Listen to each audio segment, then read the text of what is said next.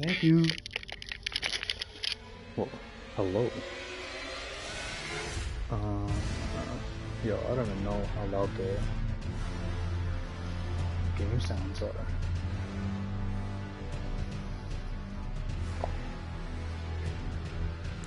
I'm just gonna turn it down a bit.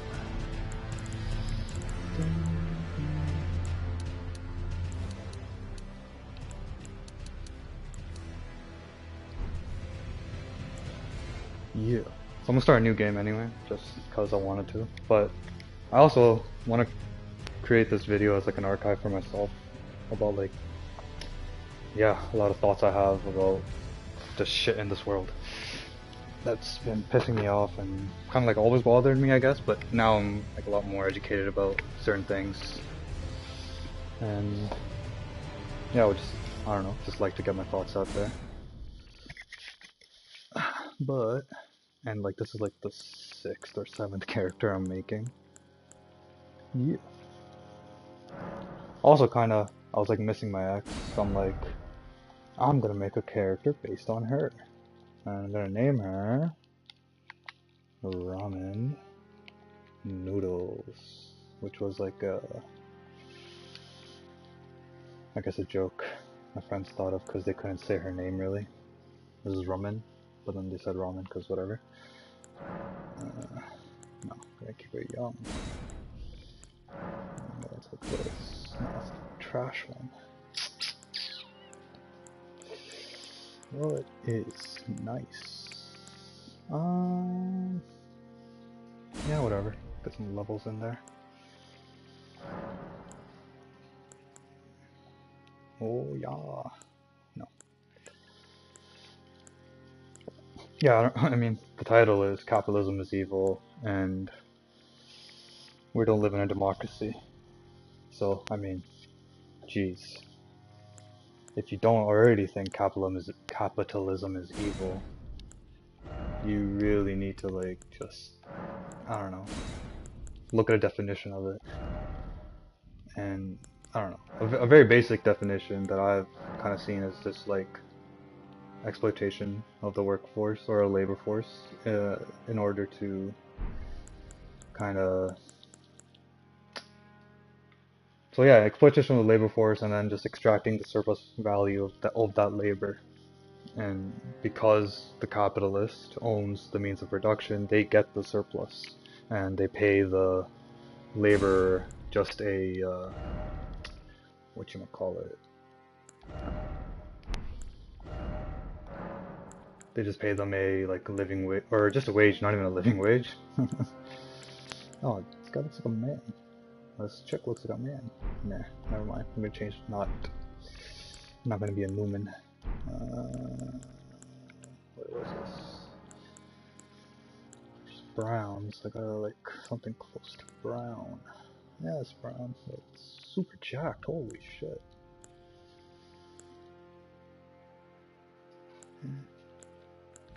Let's go with her.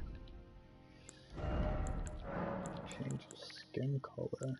It's a little darker, I guess.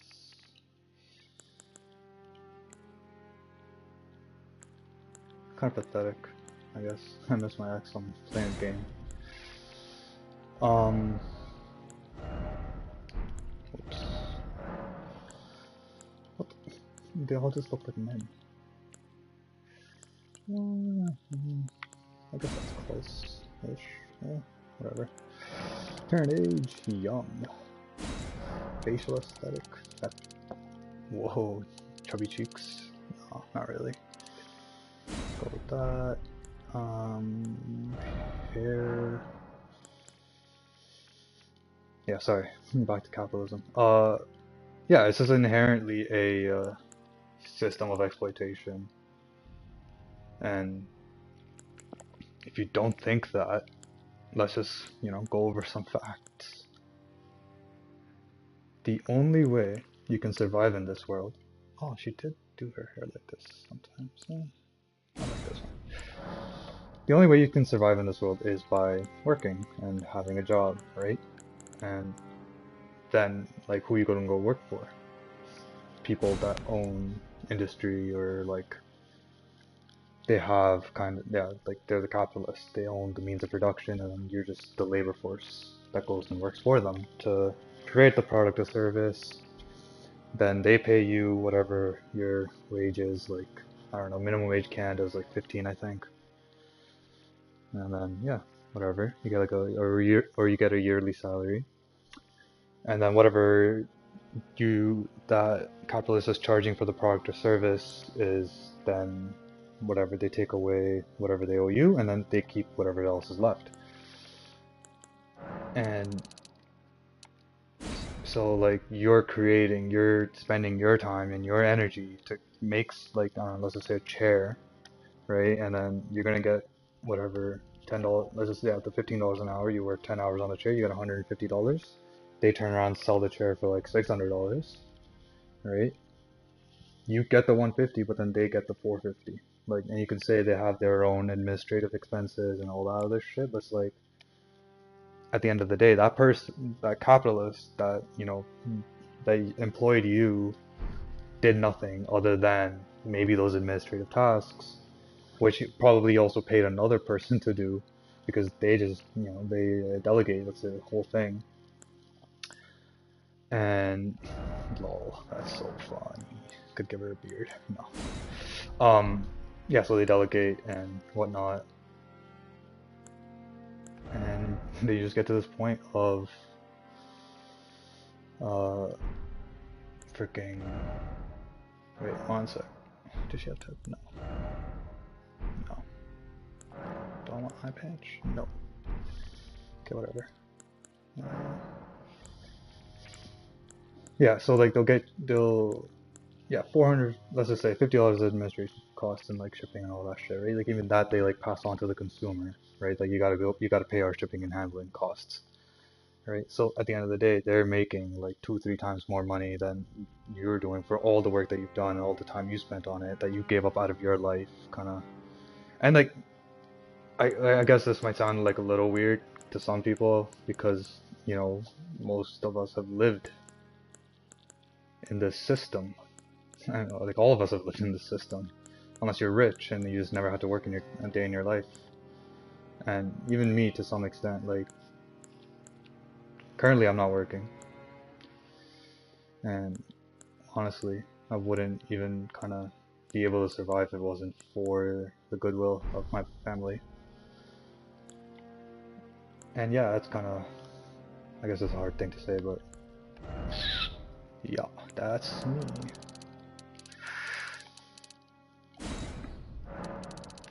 Skinny girl, skinny guy, thick legs, yeah.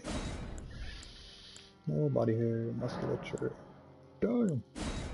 This is regular.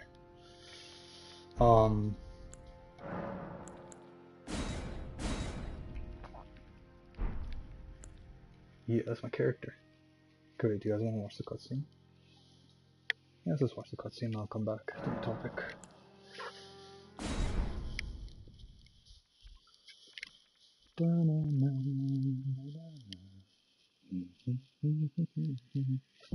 Scooby-Doo! Copyright. JK. The fallen leaves.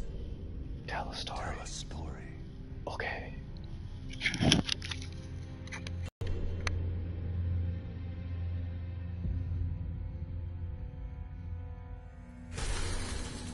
There was a secret in this cutscene, which you can only really kind of notice when you beat the game. In our home, across Actually, the fall, F it. I don't really want to watch it. the lands between. It's okay. Let's watch it. It's kind of epic.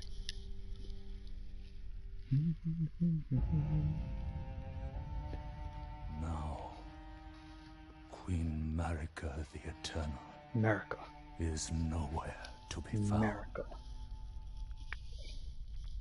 And in the night of the Black Knives, Godwyn the Golden was first to perish.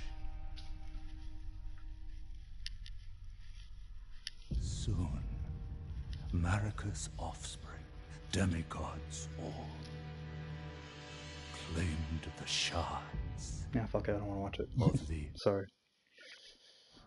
I think I'd lose my train of thought if I did. We'll keep watching it. Hey, ramen noodles to the rescue. Thank you.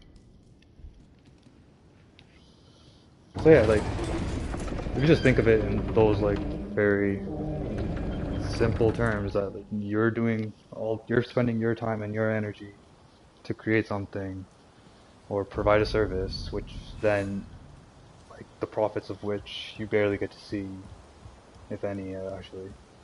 I've heard of some companies that they'll give you like stock options or whatever, but like just talking about like a regular wage job, right? Like right out of high school, you're gonna, I don't know, for example, like Staples or the Walmart or McDonald's or Tim Hortons or whatever, Starbucks, right? Even Starbucks right now, like they're going through the whole union process. But if you like kind of kept up with the news, they've been doing a lot of anti-union shit, like highly illegal things, like just firing people for voting yes for the union. Okay, big boy. Come here. Oh, I think I cannot do this. Oh. Oh my god. Done. Ramen noodles didn't survive.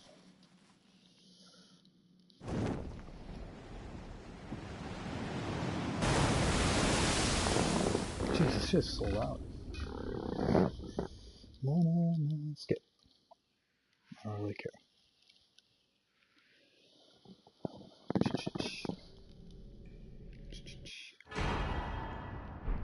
Sunk it. Yes. I don't know why I even talked to that guy. I already know what he's gonna say.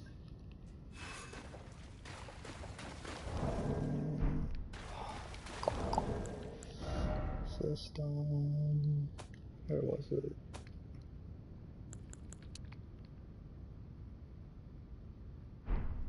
I'm just gonna turn the volume down a little bit more because it's pretty loud for me, at least.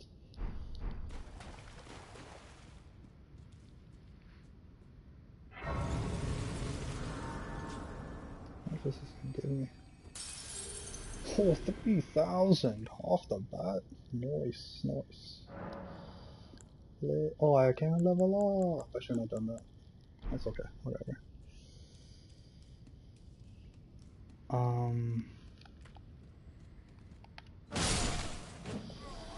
Yeah. So you go get a job, whatever, you do your shit. And like, we're all convinced, I guess, from childhood that this is the way of the world. You kind of have to work, you have to pay your fair share, and like have to struggle. And maybe one day you'll, pull yourself up from the bootstraps and like be wealthy, or be more or better well off and better situated than where you started from.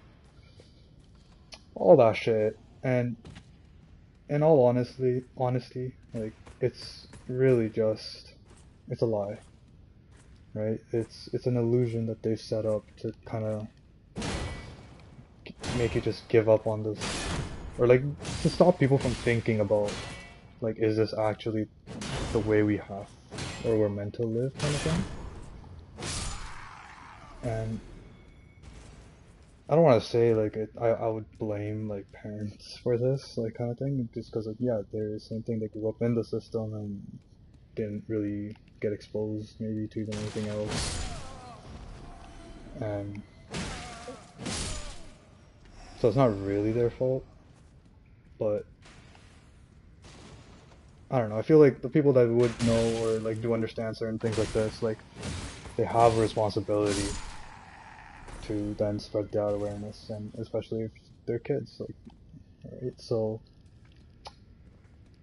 um one of the biggest ways actually that newer generations are brainwashed into this system of capitalism is the school system, like public school. At least here in Canada or in America, I don't know about other countries, but like let's talk about like what school is, right? Like, and even like going off the fact like how much that you learn in school, how much of the things that you learn in school do you actually then need in your life, right? And then how many things that you do need in life, in your adult life, do they not teach in school, right? I think it was only like just this past like a year ago or 2 years ago that they started introducing like financial knowledge and teaching people about, or teaching kids like about like taxes and all this other necessary things that you need to know about. But yeah, like I didn't get taught any of that shit in my like public school experience, high school experience, right? I got taught like trigonometry, calculus, algebra, geometry, all these things, which like at the end of the day, I don't. I mean, I'm a programmer, so technically, I guess there is some use of it for me, but like I don't know, not so much so that they would just disregard a lot of other important subjects and not even like talk about them. Um, another one, another thing is another excuse, I guess you could say, that someone that's in the whole like immersed in the capitalistic system and would say to defend public schools is that it gives children the opportunity to socialize. And I would counter that with saying like how much of their that day of that like time spent in the school are they actually socializing? Because it's like when you're talking class, you get shut up. You're like, no, stop talking, stop interrupting, right? Then, okay, then it's like a recess and lunch, sure, right? Playtime, eating your food, and surrounded by other people or the kids. Okay, but how much of that is actually part of the school day, right? Like you get, I don't know, I can't remember public school. I think we used to get like two recesses and then one lunch break, and then high school was just like the one lunch break, right? So what, like 6, 7 hours every day, you're getting like 1 or 2 hours for socialization, and then the rest is like the majority of your time spent in classrooms. And then so like analyze that and you see that it's just them teaching children discipline, but discipline for, obeying their authorities, following the rules, you know keeping to a schedule, right? Things that then are all necessary qualities of an employee in a capitalist system. They're not teaching free thought or creative thought or, looking at even other systems of organization like, yeah, socialism, communism, uh, whatever, right? Like other uh, lines of thought. It's just like inundating them. What was the right word? I don't even know. It's just like, yeah, like overflow of like this useless information, but as a way to then indoctrinate this whole employee mentality, right? That you have to be like, uh, like school starts at what, like 9 o'clock, right? Ends at 3 o'clock. That's the work day, right? 9 to 4, 5. You get that one lunch break in between. You have to follow the instructions of your superiors. Can't question them, right? Like even like something I was thinking about today is like if you want to go to a washroom in school, you have to ask the teacher. You have to put your hand up and ask, right? Like, so it's like it's just like further, it's like a subservience, right? They're training people or children, and this is like, so this is like kind of like why I have such like a strong view about like it just being evil, because there's so much immorality and like unethical behavior that goes on in like applying or implementing a system of capitalism that, yeah, it's just like it stares at you in the face like it's evil. And it starts with the children. Like, not only is it that it's indoctrinated people like as they're grown up in the system, like then it makes them further indoctrinate their own children, right? And then they're sent to the public school, and even public school is like seen as like a daycare in a way, so the parents can go work, right? So it's like you have no choice. You have to send your kids there because like you have to go to your job. You can't leave your kids home alone. It's like it becomes like this like emotional manipulation of kind of all these factors, and like to just then like further this system of capitalism, right? and most people like won't really even like see it that way. You won't understand it like that this is kind of what they're doing with it because yeah, we've lived in the system. You know, we've been like convinced that this is the only way the world works, and like we just have to go along with it. And like the only change we can really do is just vote for whoever, and then that would like whatever lead into like how we're not actually in a democracy. But right, let's say sorry, I'm just gonna. This is a necessary thing. How you not have a sword? I forgot. Um, yeah, like me personally, if you wanna like if like kind of make sense of like why, I guess I think a different way maybe. Like I didn't know this even. Like I got diagnosed as an adult that I have ADHD, and if you look into ADHD, it's just about like uh, it's like a different wiring, I guess, of the brain, right? And it makes kind of and just inherently empathetic or inherently rebellious, and it shows up in different ways in different people, but kind of the core of it is that like we're kind of different, and we can't. It's harder for an ADHD person to like conform to a certain way, and because of like just that like that we can, we're given like meds and things that are supposed to help us. Oh my god, be like everyone else.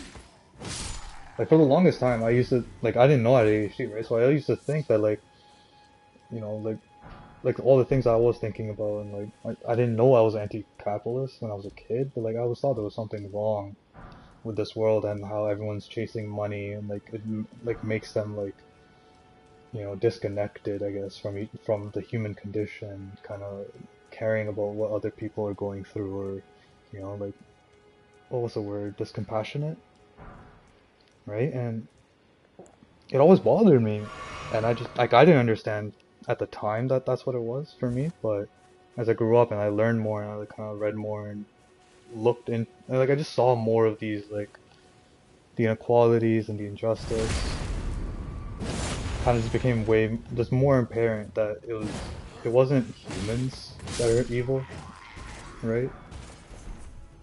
It wasn't anything.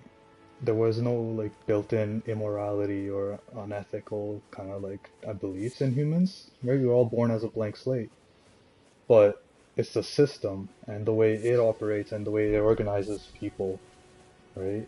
As employer, employee, or in other words, master and slave, right? That's what creates the problems that we see like going rampant in the world, right?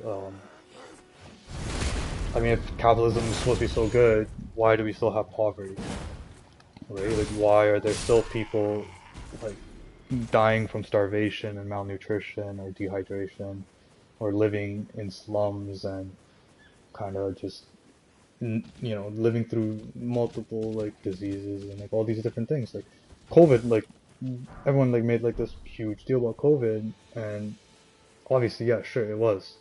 But then in the first world, we have the financial capability to kind of handle it. But like, then you think about like all these other poor countries who, uh, they don't have the infrastructure or anything like that set up. And then I guess like a lot of people would use this as a defense for capitalism, is because yeah, the West is so capitalized or civilized kind of thing that we have this money and like all this shit. But it's like we still have like millions of people die, right? Or hundreds of thousands, at least, right? And then everyone will be, oh, they're unvaccinated kind of thing. But like, all right, so um, actually, well, I won't get into that. That's like super controversial. But I mean, just think about financially. Most people lost jobs, had to like go and dip into like their savings, and or kind of had to move away or like whatever, right? They couldn't keep up with certain like their mortgage payments or their car payments, anything, right? and like that's the average citizen like earning like I don't know less than like 100K even, let's just say, right? A lot of people struggled through the pandemic, and so you could say collectively the citizenry got poorer, right? And now there's inflation going on and all this extra shit that we people have to deal with, like inflated gas prices, right? But just in that first year of the pandemic, the the billionaire class, not only were there new billionaires like created through the pandemic, the billionaires got like a couple $100 billion richer, right? And while everyone else who like doesn't even have like probably will even never even see that kind of money got poorer, right? People living paycheck to paycheck struggled more than ever. People who even had their own businesses struggled because of like all the lockdowns and like all these other extra things. My parents have a restaurant, right? Like they struggled for a while. They had to like then start doing like Uber Eats and like skip the dishes because that was their only option. But then what does that end up in? Like Uber and Skip and like DoorDash, all these people, they're getting that revenue now, right? Which is making them richer. And my parents are still like barely like they're making maybe the same amount they were making before, but like yeah, now like a portion of it is being diverted into capitalists' hands. So like in a pandemic, in a global pandemic where kind of everyone should be coming together and supporting each other, like literally the richest of the rich got richer while everyone else, like the average person, got screwed. Well, that was like a hell of a digression from school and all that. Yeah, like for me, like that was like kind of like like one of the, like the simple facts to understand, like that it's an equal system. It's unequal, and it is kind of discriminatory and all that shit. Um, Kind of like some facts you can even go into. I looked into recently where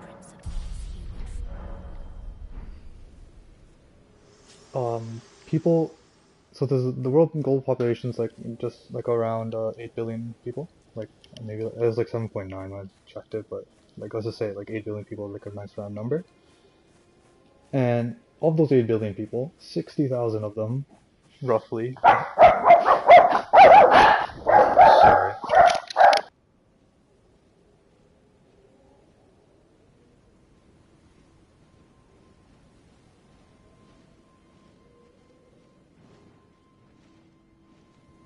Ugh, that was my security system. Yeah. So like in a population of 8 billion people, there are what the hell? Six, like roughly about 60,000 people that have a net worth over a million, right? And of those 60,000, only like 2,700 roughly have a net worth over a billion, right? So let's now look at the other side, right? In capitalism, which promotes kind of like building your wealth and like building your own like kind of pulling yourself up from the bootstraps and all that shit, right? Only 60,000 people have benefited in that sense. Like they've reached a point of good wealth, I guess, and then some like immense unnecessary wealth. And so, how many people, uh, let's just say, live on less than $10 a day, right? Like I looked into it first. It was like how many people live in poverty or below the poverty line, which is like $1.90 a day. Oh, what a bill! Wait one second, let me just eat this.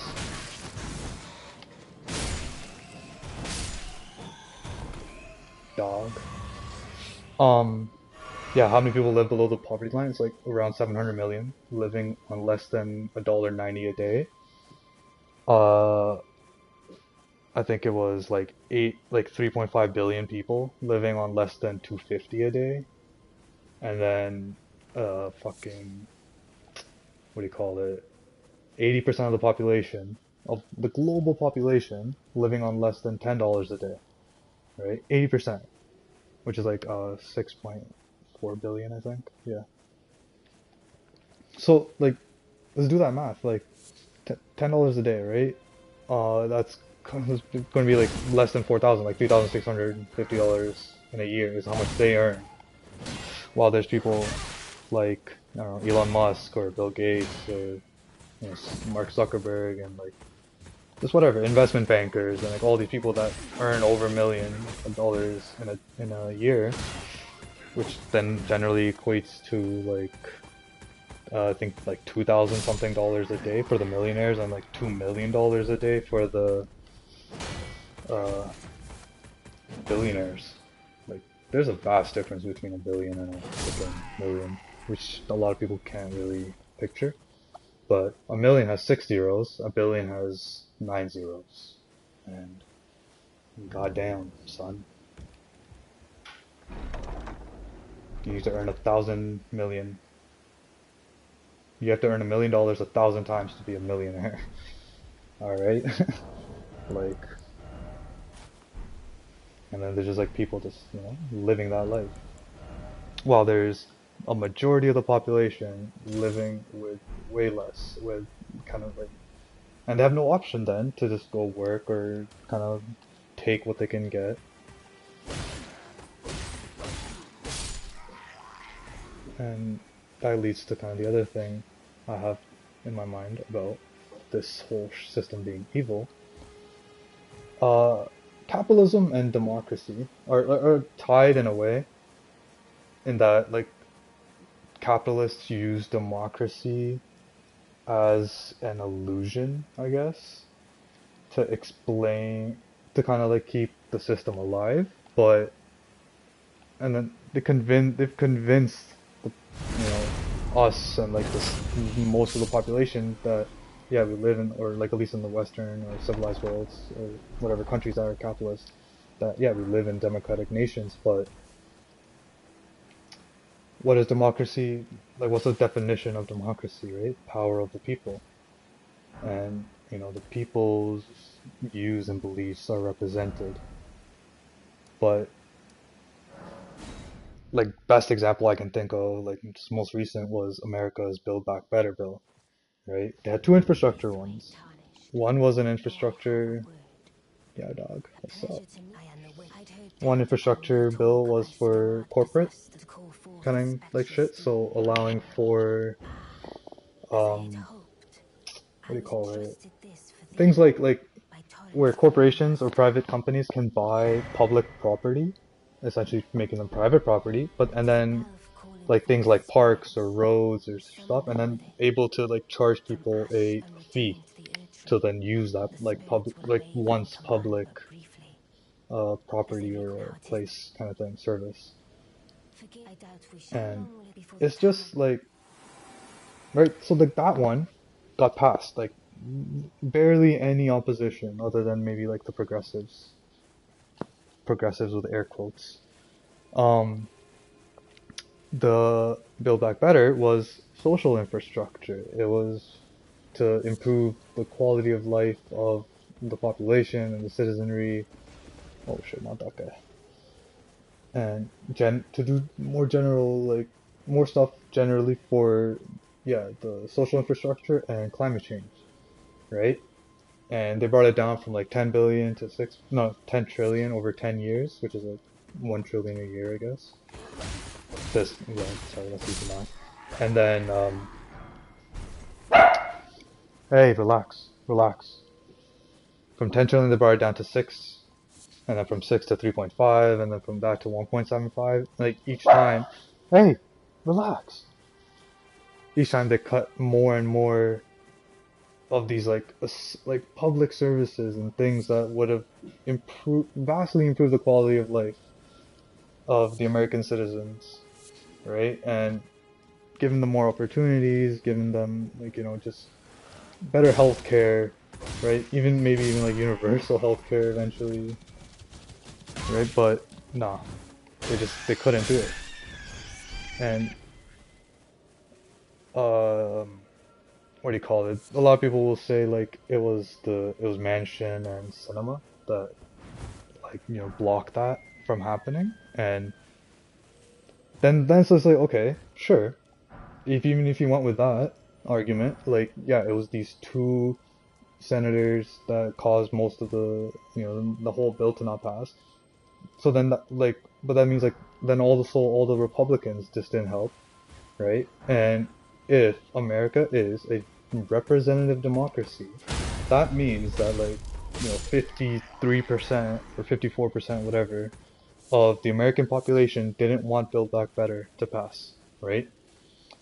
But then if you look at the polling done by like many groups, and even by the corporations themselves, right? They're like, one of the things I read about was when corporations started asking people about kind of what, like if they explained what was in Build Back Better, more people wanted it, and were like on both sides, Democratic and Republican, were happy for it, like we're wanting it to pass, right?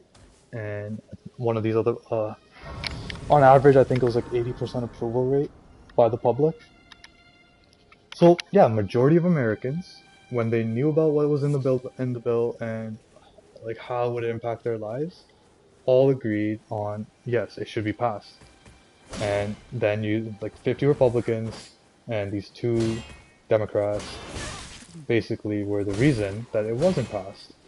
More like Joe Manchin, I guess, but you can't take it away from these other Republicans. And just the fact that, and it highlights, sorry, this fact that America is not a democracy, and I mean neither are like any of these other countries that say they're democracy, because they call themselves representative democracies, so people in an area vote for like a one person to then go represent them in parliament and to represent their views and beliefs, whatnot.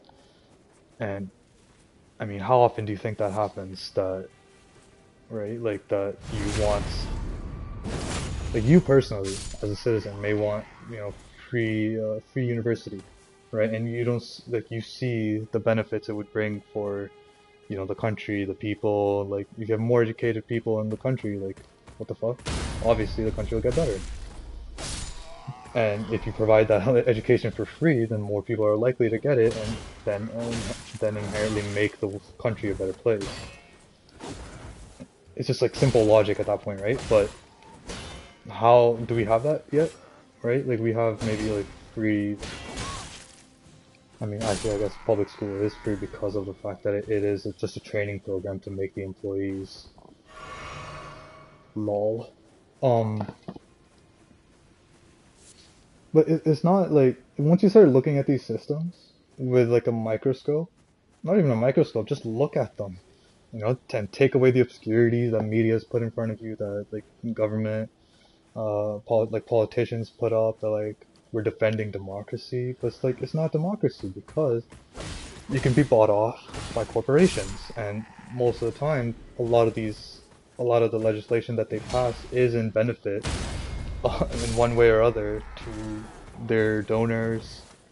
And I don't know how big of a thing it is in Canada, but America for sure is the whole political system is completely bought off. And it's not like something that's hidden even, like people know it, like the citizenry knows it, the journalists constantly bring it up. Um,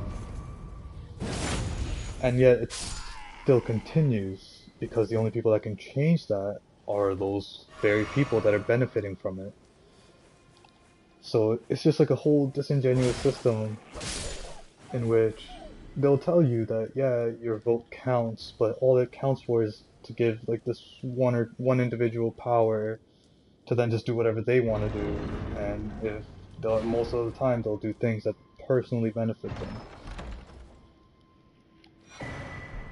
Kind of a very, might be seen as a cynical view or a pessimistic view maybe, but like it's the truth, honestly. Like just not you don't have to even believe what I say, just kind of just look at the facts. And Build Back Better is like the best example because of the polling done, and like how this like yeah, 80% of the population wanted, American population wanted Build Back Better to pass because they materially it would have materially improved their lives. And yet just it's in the gutter. Like no one's even talking about it now. It's like all about Ukraine. Before that was all about COVID and the unvaccinated. Right before that it was the Afghan withdrawal and like it's just or yeah whatever I guess yeah in between there right. It's just like they'll just keep the media, mainstream media at least, will just keep taking you to like the next reactionary thing you have to care about, just so you just forget like the other shit that's going wrong in the country or the world. Um, One of the biggest things for me was just that like there's people living on less than $2 a day, barely surviving, having to like beg, live in slums, maybe even eat food out of the garbage or like rely on people, on charities or social welfare. Meanwhile, there's people sitting on so much money that they'll never even be able to spend it in like 100 lifetimes, right?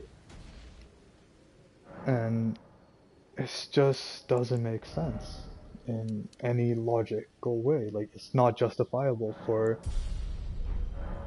a single person to have so much wealth while there are millions upon millions of people living in squalor and barely getting any food, right? We're all born on Earth, and I feel like we have a right to live, but then they've changed that and made it like you have to work to earn your right to live. You have to be a slave, right? And like, okay, I'll get to this. This is one of the bigger points that I feel people need to understand. And maybe they do understand, but they just ignore it.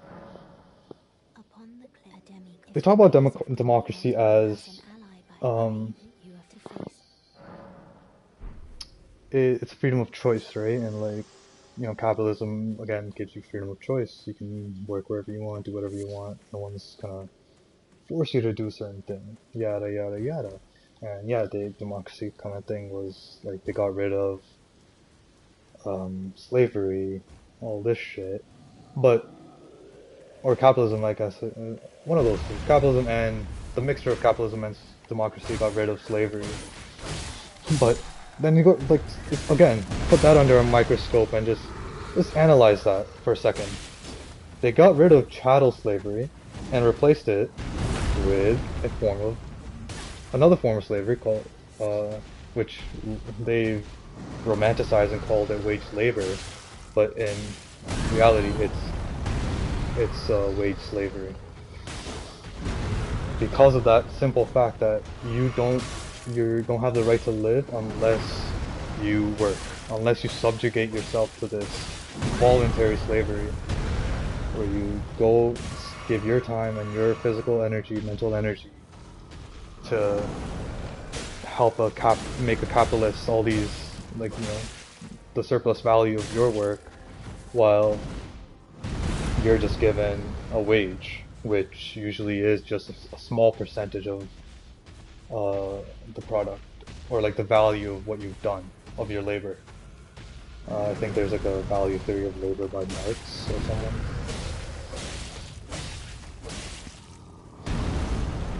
And it's just one of the weirdest things that I don't understand how people have just kind of not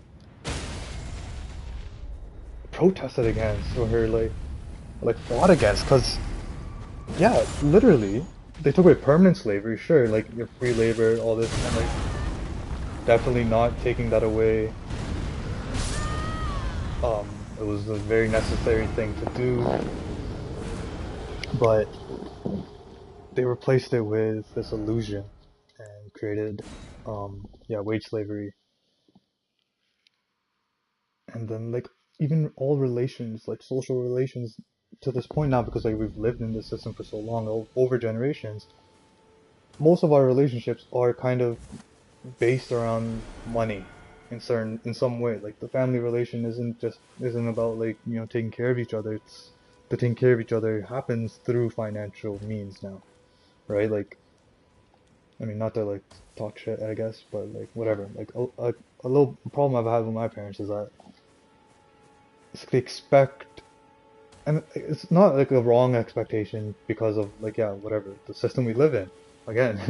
But it's just like they expect me and my sister like to earn money so that they can relax and like they don't have to take care of anything kind of thing anymore. And yes, for sure, like I'm not saying that's like unjustified given the system we were in, but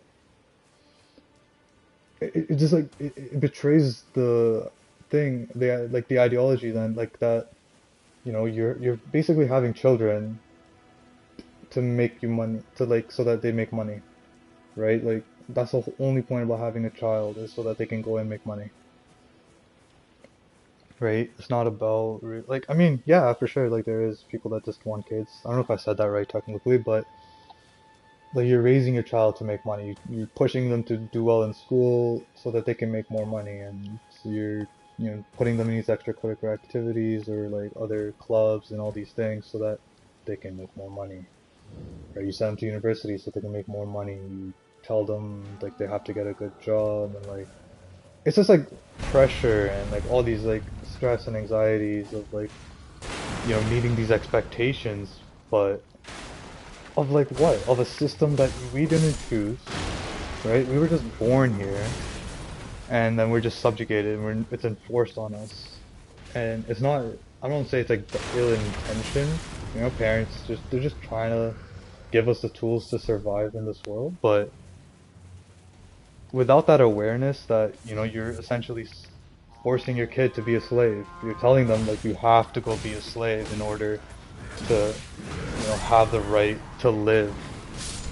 It's just so immoral and unethical in my eyes. Like I can't agree to that. Like, I don't have a kid, but like when I do, I'm not gonna even like make money a thing for them in their life. Kind of like I'm not gonna be like, oh, if you do this chore, like I'll give you this much money. No, right? It's not gonna be like that.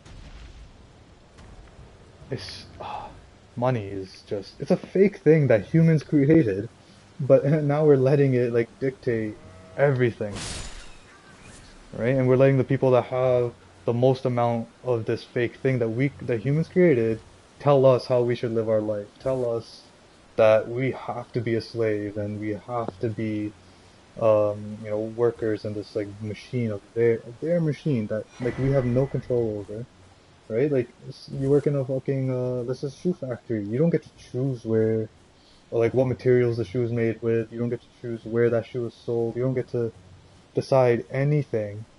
Not even your own work hours if you're not in a union, right? Like all of that stuff is just forced upon you because there's certain people in the world that most of whom like inherited their wealth, but like some that earned their wealth, I guess, through whatever shit like Amazon or Bezos.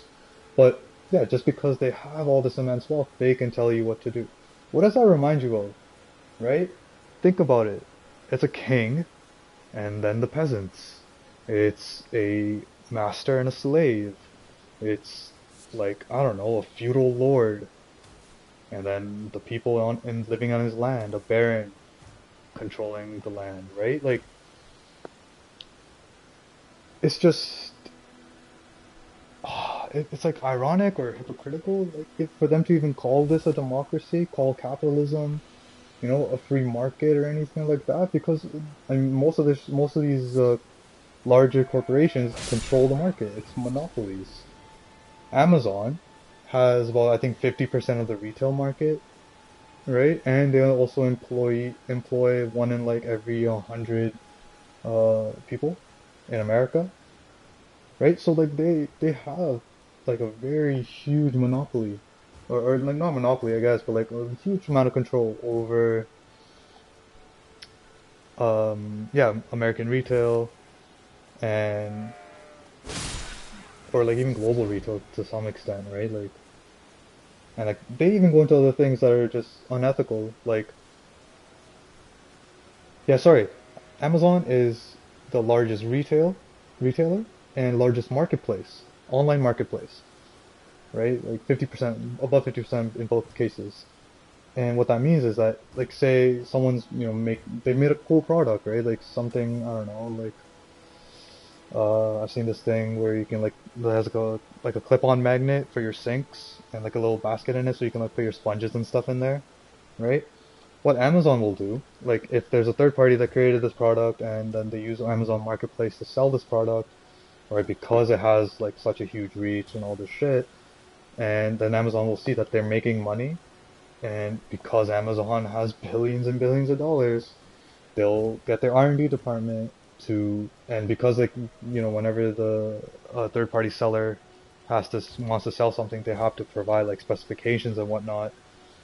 Um, they'll then just make a copy of the product, their own version of it, put it on the Amazon Basics catalog, right? Which is like is always like the first thing you see in your search results is Amazon Basics products, and essentially they're basically taking all the business away from that third party seller, right? And their product gets moved down the list to like the first, second, third, like sorry, the second, third page. And like how often do people even go to the second page, right? When they're looking for something on Amazon. And like I've stopped using Amazon ever since, and like kind of like whenever my sister gets something from there, I'm like, hey, just try not to. I don't know if you can, like, see if there's other options available, like local stores. I don't know, but it's hard because like they have such a control. Like they've we're all used to these things, and um, there's this book written by some oh, fuck, I forgot his first name, but Kropotkin. I think that was him. It's called The Conquest of Bread. Maybe it wasn't Kropotkin, but the book is called The Conquest of Bread, and it's just the idea that as the reason people are okay, even if you might know that capitalism is a system of exploitation, and yeah, like literally, that yeah, people are living in slavery, you accept it and you go along with it because you're able to feed yourself.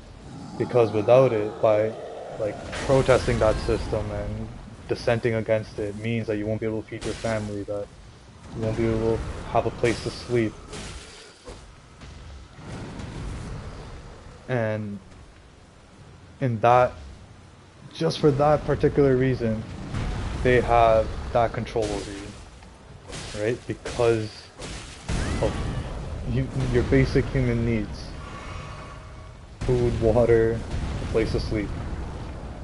Because capitalists provide you with the means to get that from other capitalists, mind you, right?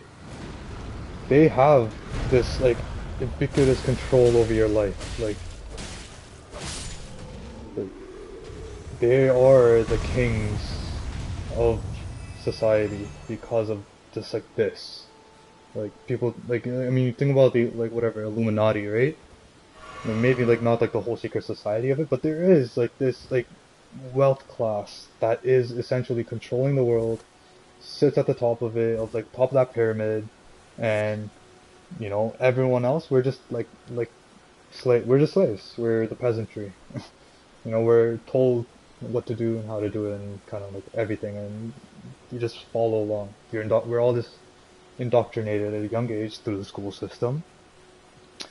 And even like think about uh have you even heard have you ever had a class anything that talked about other forms of government, right? Like anything that talked about Marxist thoughts or Leninist thoughts or communist thoughts or anarchist thoughts, right? Like none of these people, like Karl Marx is really a really, really influential philosopher.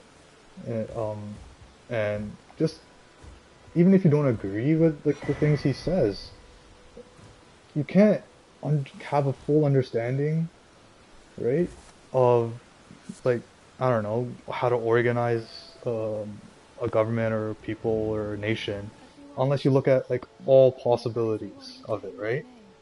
Like you're not gonna know the best way to make bread unless you try. I don't know the best way to toast bread unless you try like whatever, like a toaster or putting it over a grill or I don't know, holding it above a fire, right? You'll see like, yeah, the best way is to use a toaster. Like shit. Like everything else just burns it.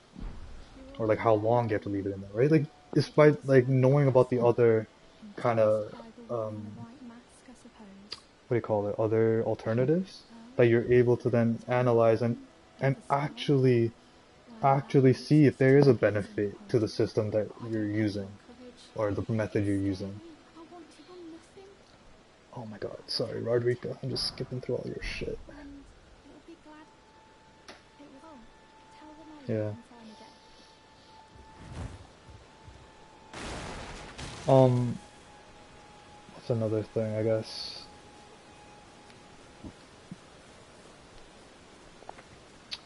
Yeah, so yes, the master slave thing, capitalism is slavery. Okay, democracy, let's go into that.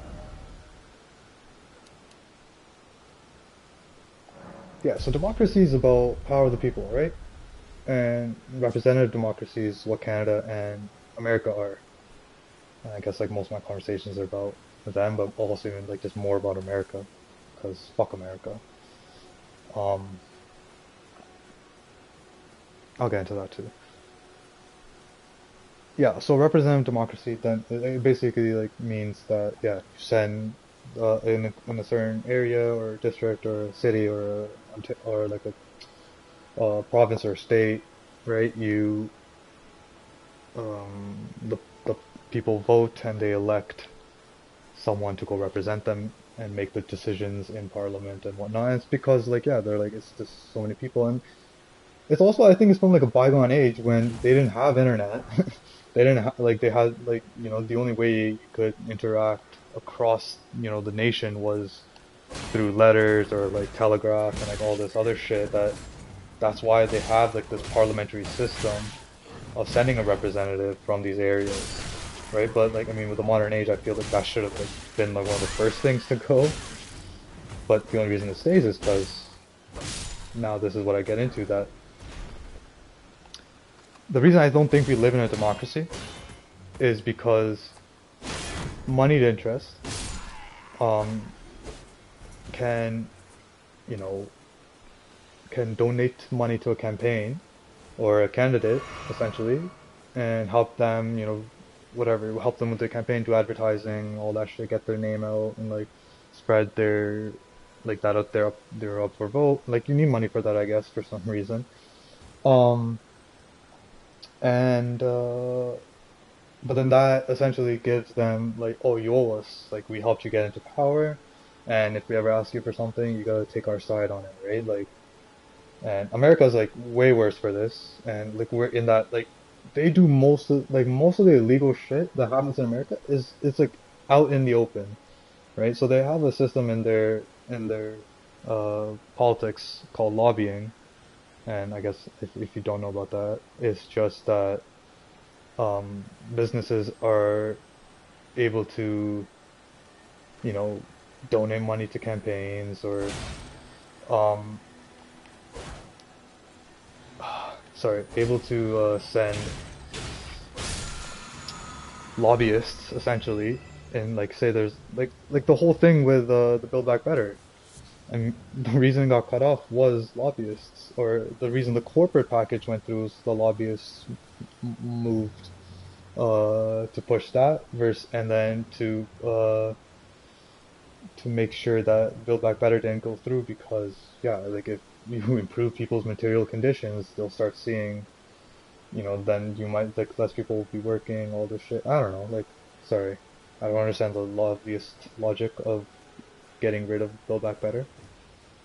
But like, you know, you can see like if there is the big one of the biggest actually I think people industries that you can that's guilty of, you know, lobbying against the good of the people or even the good of the environment or fossil fuel industries.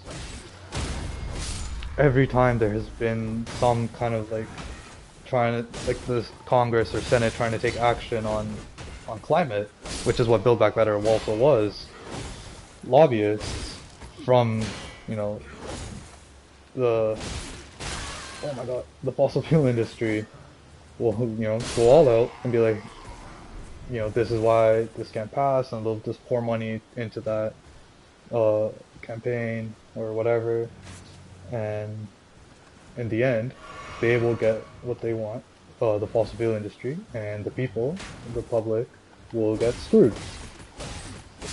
And one very clear indicator of that, and I mean, you can read it. It is kind of technical, I guess, is the UN's report on climate change.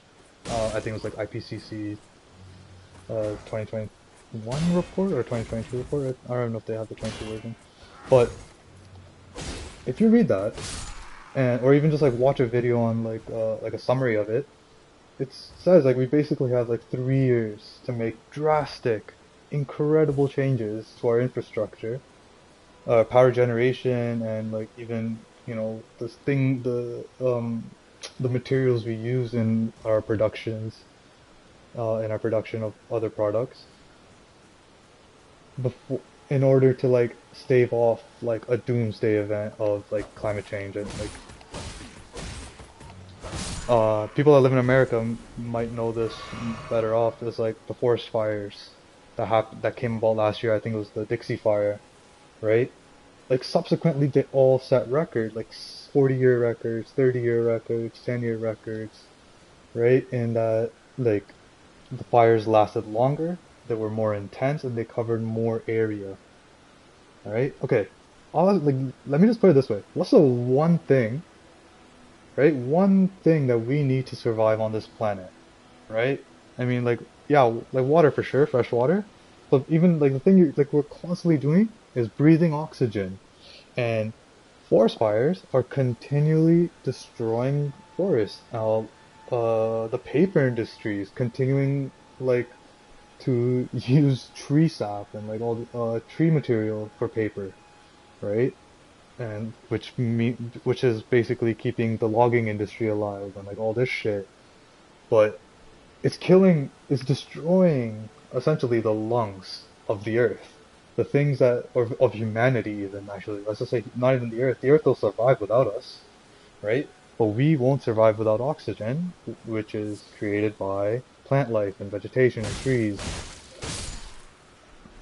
And, climate change is, all these climate scientists are telling us when, like, in the clearest of terms that we're screwed unless we make these changes. Unless we come to this, we acknowledge it, and uh, actually start making bold moves and big moves towards fixing um, the core of the issue, right? And okay, this is another thing that's always kind of annoyed me, and I never actually I was, I guess, into it for a while. I was like recycling, and all this stuff is we're making an impact. But if you look at the facts, if you look at data, us as an individuals, right? If we recycle, like we stop using plastic straws, start using paper straws, right? Like whatever, reusable dishes, all these things. Literally, we have less than like 0.001% impact, right? As like individuals, like even like whatever, like it's infinitesimal compared to the pollution, increasing pollution caused by industries like the fossil fuel industry, chemical production, um, even like how agriculture works, right? In a lot of areas, it's monocrops, which means that they'll plant one type of seed or crop, whatever, in a large area, and then what that does is like it destroys the soil, and what they need more and more to ensure that those crops keep growing is fertilizers and herbicides and like insecticides and all these other things that then get into the vegetables or like the crop, which then gets into our food and then it gets into the humans. And it's just like there's a whole cycle of this shit. And at the core of it, the core of all of this shit that's destroying the world, destroying humanity, right, is capitalism, is this profit incentive that you want to make money, right? If you're a defender of capitalism, right, you really don't understand it. You don't understand the impact it has.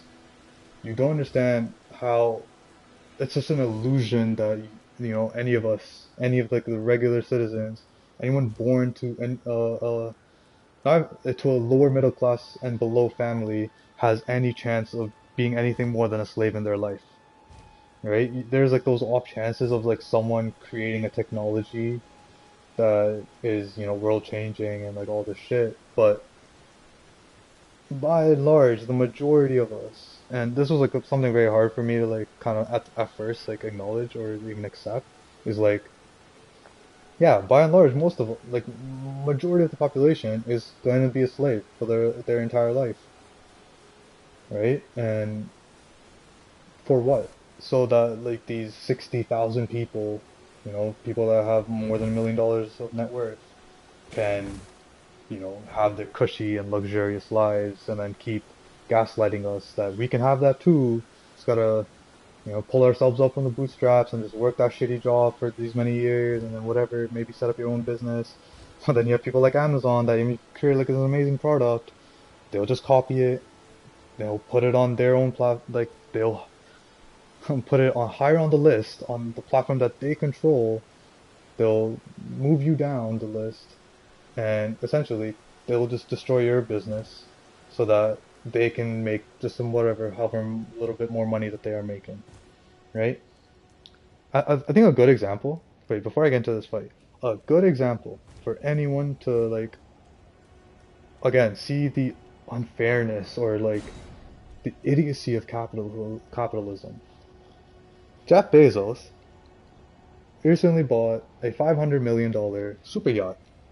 Okay, super yacht meaning that like he has like a support yacht within the yacht, right? Like the yacht is so big it needed like another smaller yacht, so you could have a helicopter pad on the smaller yacht. Like literally, like is just idiotic for me in that concept that whatever in a world during the pandemic or whatever in a world where there's so many millions of people living in poverty, this one person wants to spend $500 million on a boat within a boat because he wants a helicopter pad. Okay. All right. Moving on from that. Um, how did the Jeff Bezos? Wait. Okay. No. Let's talk about this first. Those 500 million dollars that he's spending on that yacht is 0.25%, right? 0.25% of his total net worth. Okay.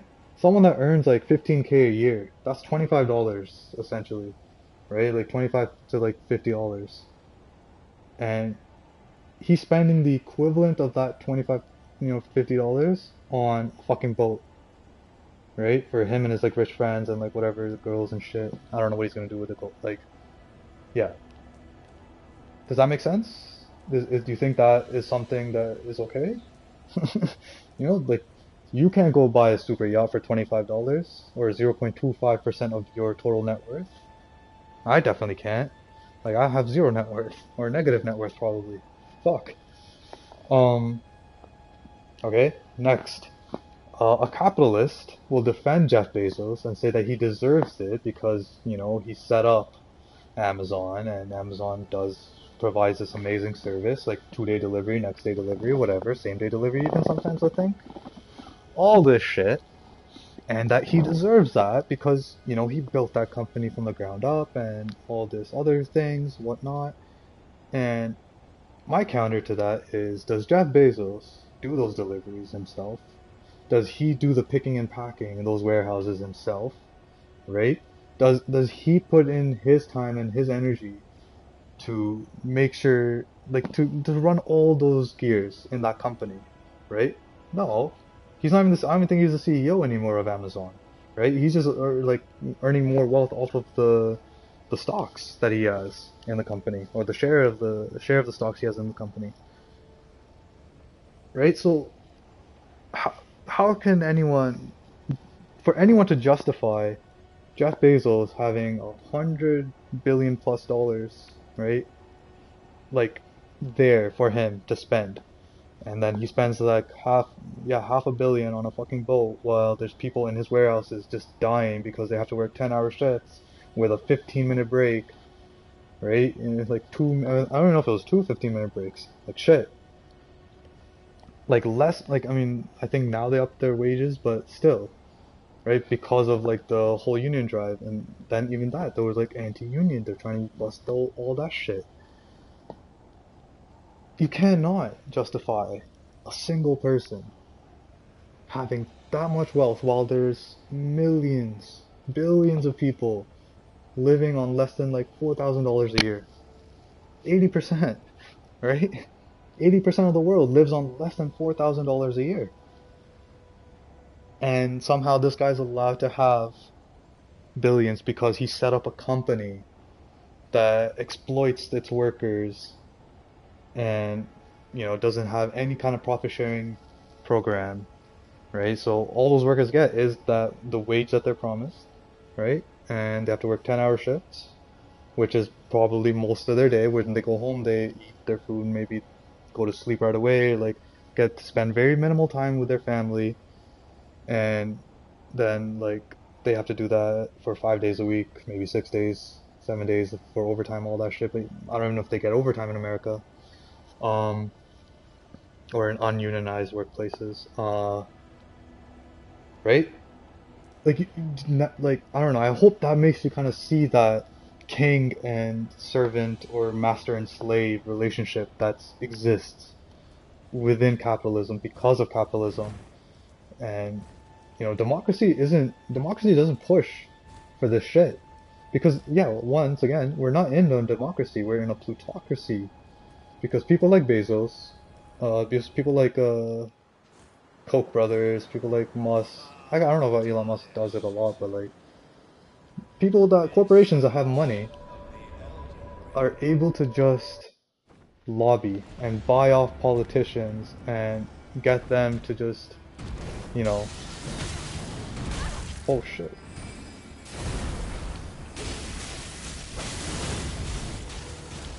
I don't know if I should fight this guy right now. That's capitalism being evil, and like, yeah, like the whole problem with, oh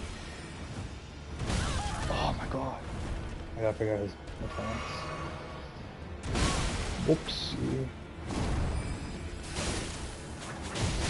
Dead. Wow, not even a quarter. Yeah, I tend to rant a lot, I guess, or go on digressions. Yeah, like him even doing that space thing, right? Like he's like, it's all thanks to the Amazon people. It's like, yeah, literally because you exploited them, because you made them do all this like insane amount of work to provide a service that yeah everyone loves, and I'm pretty sure like people, even, despite knowing like maybe that Amazon is exploitative and all this shit, they will still use it because of the ease of the convenience of it, I guess, right? Like, you don't have to wait like the 2 weeks for your fucking iPhone or whatever shit to come through, right? You just get it the next day or 2 days. And that's like another like I guess problem through capitalism is that people just start, oh no! Did I level up before I fought that guy? Damn, son. I don't want to go back. Never mind. It's okay. Um, yeah, man, like, or people. um, yeah, capitalism is evil because it inherently creates inequality. Doesn't solve the issue of feudalism that is like it was portrayed to. It just moved that relationship into like a corporation, right? A corporation is feudalistic, and that the executive or like the lords, the management, they tell you what to do and how to do it and when to do it. Right? So we got rid of one form of slavery and then got a mass slavery of the masses. And yeah, like someone like me would not be alive, right? Like I wouldn't be allowed to exist because I don't like I can't hold a job. I kind of I don't know. Knowing what I know, I refuse to be a part of it. And I guess like maybe you can say that's egotistical or hubris, it's hubris, right? That everyone has to work, but like that's the indoctrination, right? They've made you believe that, or like they made the population believe that, and they made you look down upon the people that like disagree with that, right? And I don't know if like you're someone that really cares about the well-being of the human condition and like other humans and like all this shit, like you would see you would not kind of or like yeah, you wouldn't condemn people for like saying like they don't want to be part of the system or they don't agree with it, right? And like I think a lot of people look down on homeless people, right? Because like yeah, why don't you just go get a job? Like why you like begging and like why you don't like dirtying the streets and like all this shit? But it's like, do you think they chose to be homeless, right? Like do you think that if even if they wanted to work, they'd be given a job, given the situation, the circumstances they're living in?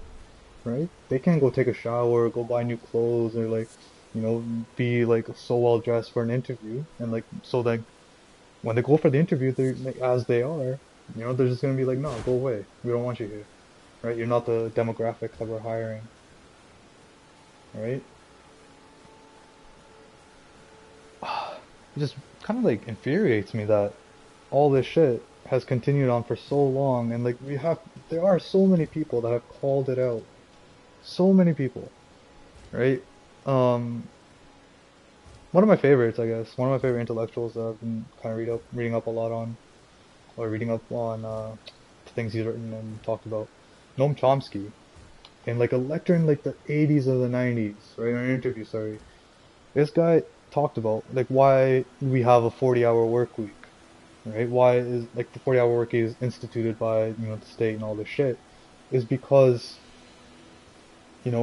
because like you're spending a majority of your day working, and when you come home, you don't want to like you just want to relax. Um, you want to like whatever, to lift your feet up and just take a breather, spend time with your family, all this shit.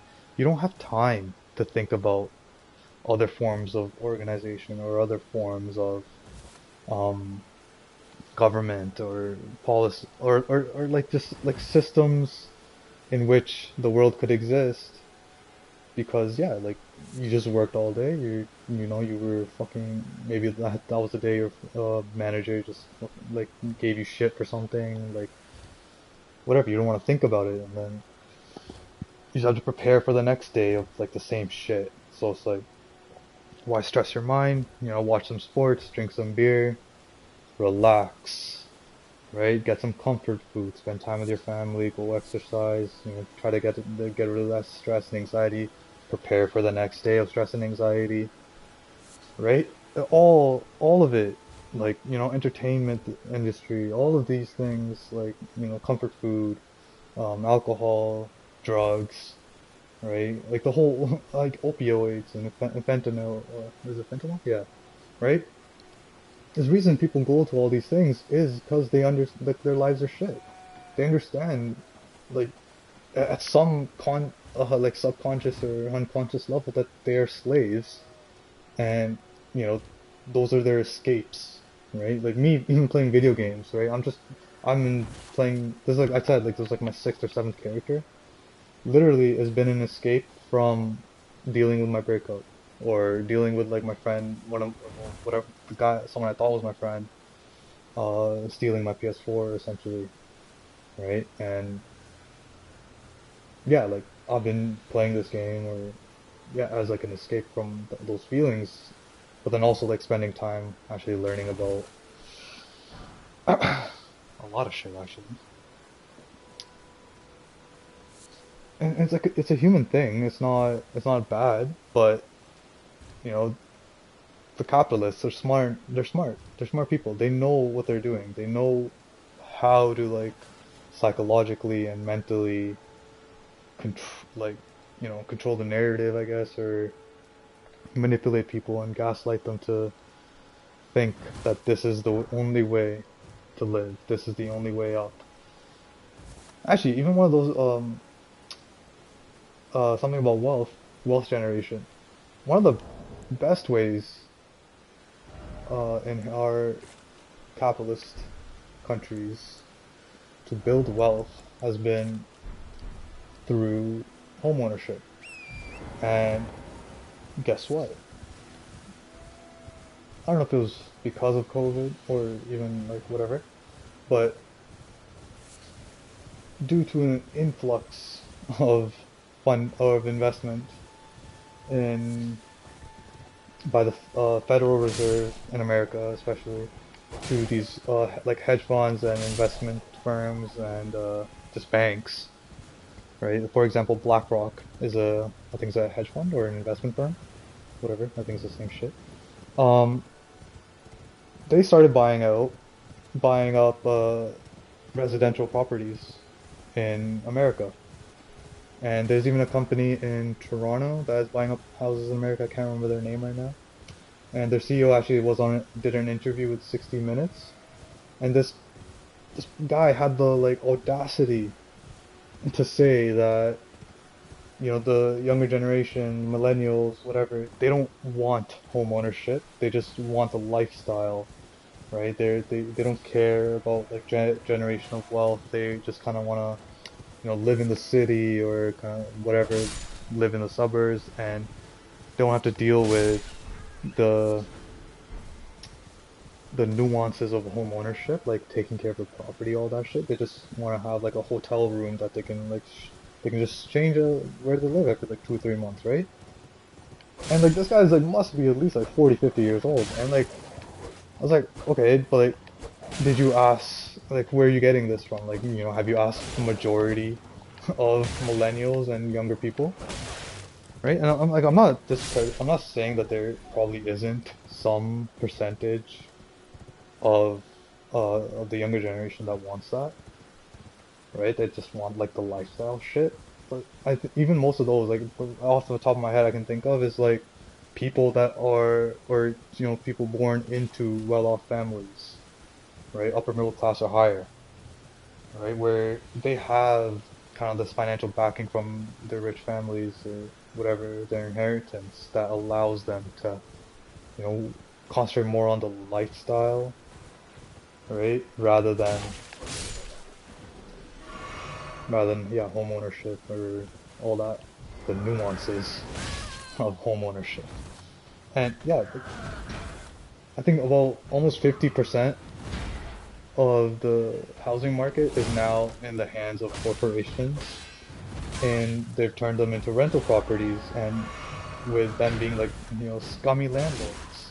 The bank is the new landlord, and even if like someone saves up their money, gets enough for the that 20% down payment, right? Like years and years of savings. Think about it. Like a house nowadays in Canada at least costs like 1 million, like a modest house. Two, no, 3 bedroom, 2 washrooms, whatever. Like $1 million, right? You need 20% for a down payment. That's 200 grand, right?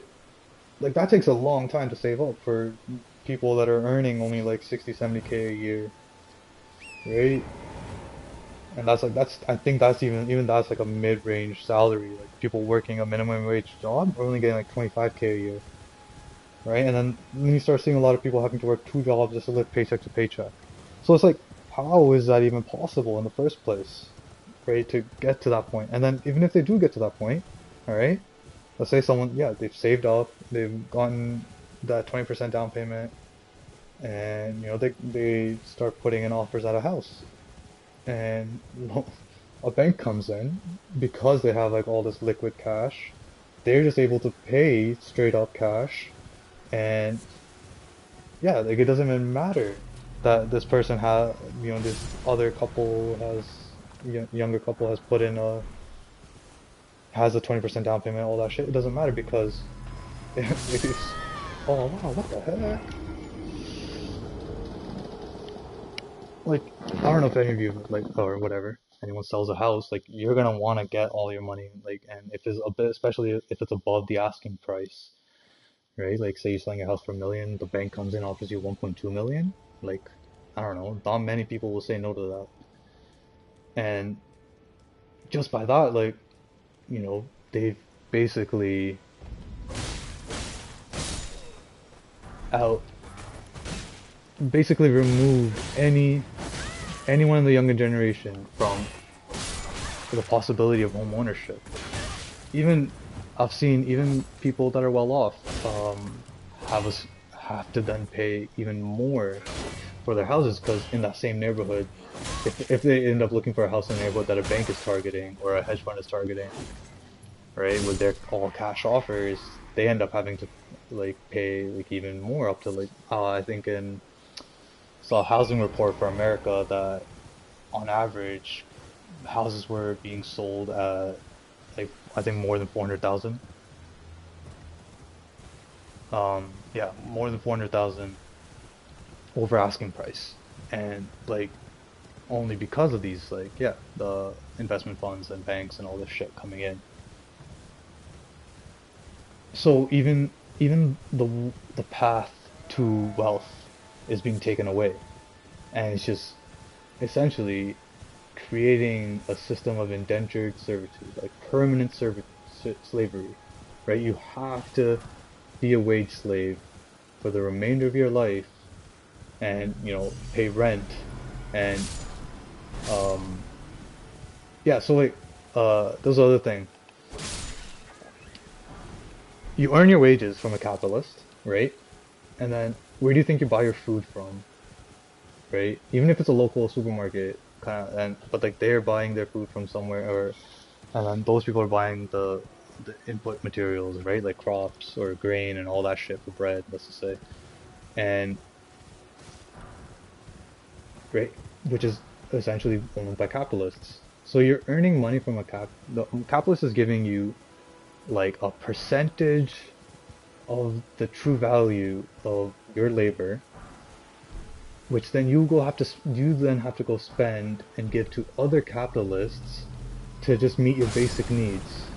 And with this whole home buying thing, it's even making that even worse because now even your living conditions are like you have no choice but to be subject to a capitalist, to a landlord, and it's idiotic. Like how is it like just is this happening under everyone's noses? And like even if they recognize it, most people just say I can't do anything about it, and they'll just like throw it off like oh there'll be someone like a politician, someone will do it. It's like no man, like I don't know, like we can't. I don't know.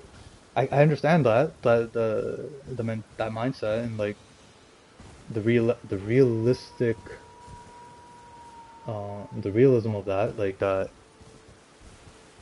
it is kind of impossible for just like for us individually to do something and change this system of like exploitation. But yeah, that's what gets into like all these other topics of like socialism and communism, and that what the world desperately, desperately, desperately needs is a revolution.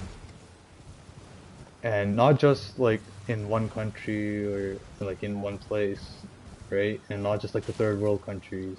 Because like the amount of times it's happened, like they've tried to have their socialist revolutions, communist revolutions, America has gone in, right? They're like, oh, we're defending democracy. Like this person is a dictator, but then they'll install their own dictator because that person will give them access to exploit that country, right? While the whole people want to be in a socialist or in a, communist or like even anything away from capitalism that doesn't exploit the people, doesn't exploit the environment, right? America feels like, oh, I hate America. I guess we can talk about that too, like freaking thing. Wait. I've been testing you to see whether or not grace truly does guide you. Ah, frick. It seems my torrent, whereas there is, but I can take gathering. No, I don't want to go.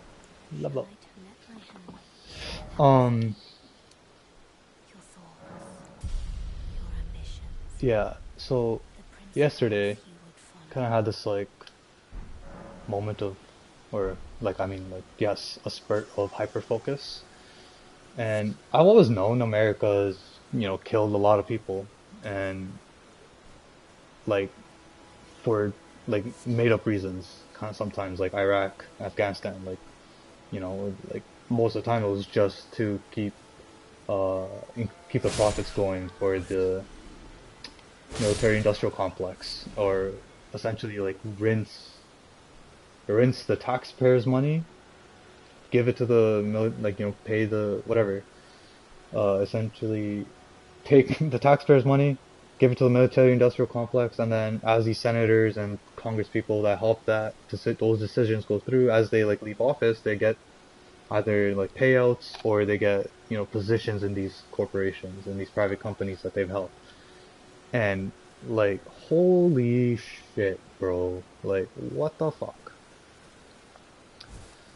Just to like even like seeing that for the first time, I was like, that's a conflict of interest. It has to be, right? Like, how can that even be allowed, right? And another thing, like even like the Afghan War, I think was about I can't remember the exact number, and I don't want to like say anything wrong. I'm pretty sure it was like around like 10, 14 trillion dollars. I think might have been 4 trillion, if anything. I don't know, but multiple trillions of dollars is what America, basically took from their taxpayers and gave to the military industrial complex, which is like all these weapons manufacturers like Raytheon and oh frick, what was the other one? Raytheon's the only one I can kind of like think off the top of my head, or this is a really famous gun company. Anyways, it's just kind of very evil. I'll go back to that here. I'm just gonna walk around and just you can look at the view or something. Um, yeah, so like yesterday I started looking into kind of, all the deaths attributed to American imperialism, essentially, or, wars that America started, or proxy wars that they supported, not just through like allowing it to happen by like actually providing weaponry and whatnot. Um, and my God, bro, like, okay, just like the numbers, the facts, okay? And this is like a very very rough number, and I think it's on the low end too. Is I think at least by like 2010, America was responsible for 30 million deaths, right? Since World War II, since World War II, right? And their kind of expansion as a superpower of the world, all this shit, and like going into all these countries to enlighten them with democracy and save them from the dictators of communism and socialism and all that shit. Um, America has, yeah, like at a minimum, caused the deaths of 30 million people, right? And like some of the most gruesome ones is like the Vietnam War, in which they killed like around 3 million people, right? Not even just like killed, like literally, like they had quotas of how many people did you kill today, how many communists did you kill, right? And how many civilian deaths, not even military. Like half of those 3 million people were civilians that they just killed for having an ideology that was against capitalism, right? And then, but then America and like it's whatever people and like media and all that shit will like paint the picture that that they were like the Vietnamese were evil and they were like kind of they were gonna destroy America and all this shit. But it's like, okay, you literally went and killed them, like civilians as well. Like that's a war crime, right? They're call another thing that pissed me off about like this Ukraine thing. Biden trying to call, uh, or not trying to like actually calling Vladimir Putin a war criminal, which he is. Like he is committing kind of like a war of aggression, and no, he is committing a war of aggression, not kind of.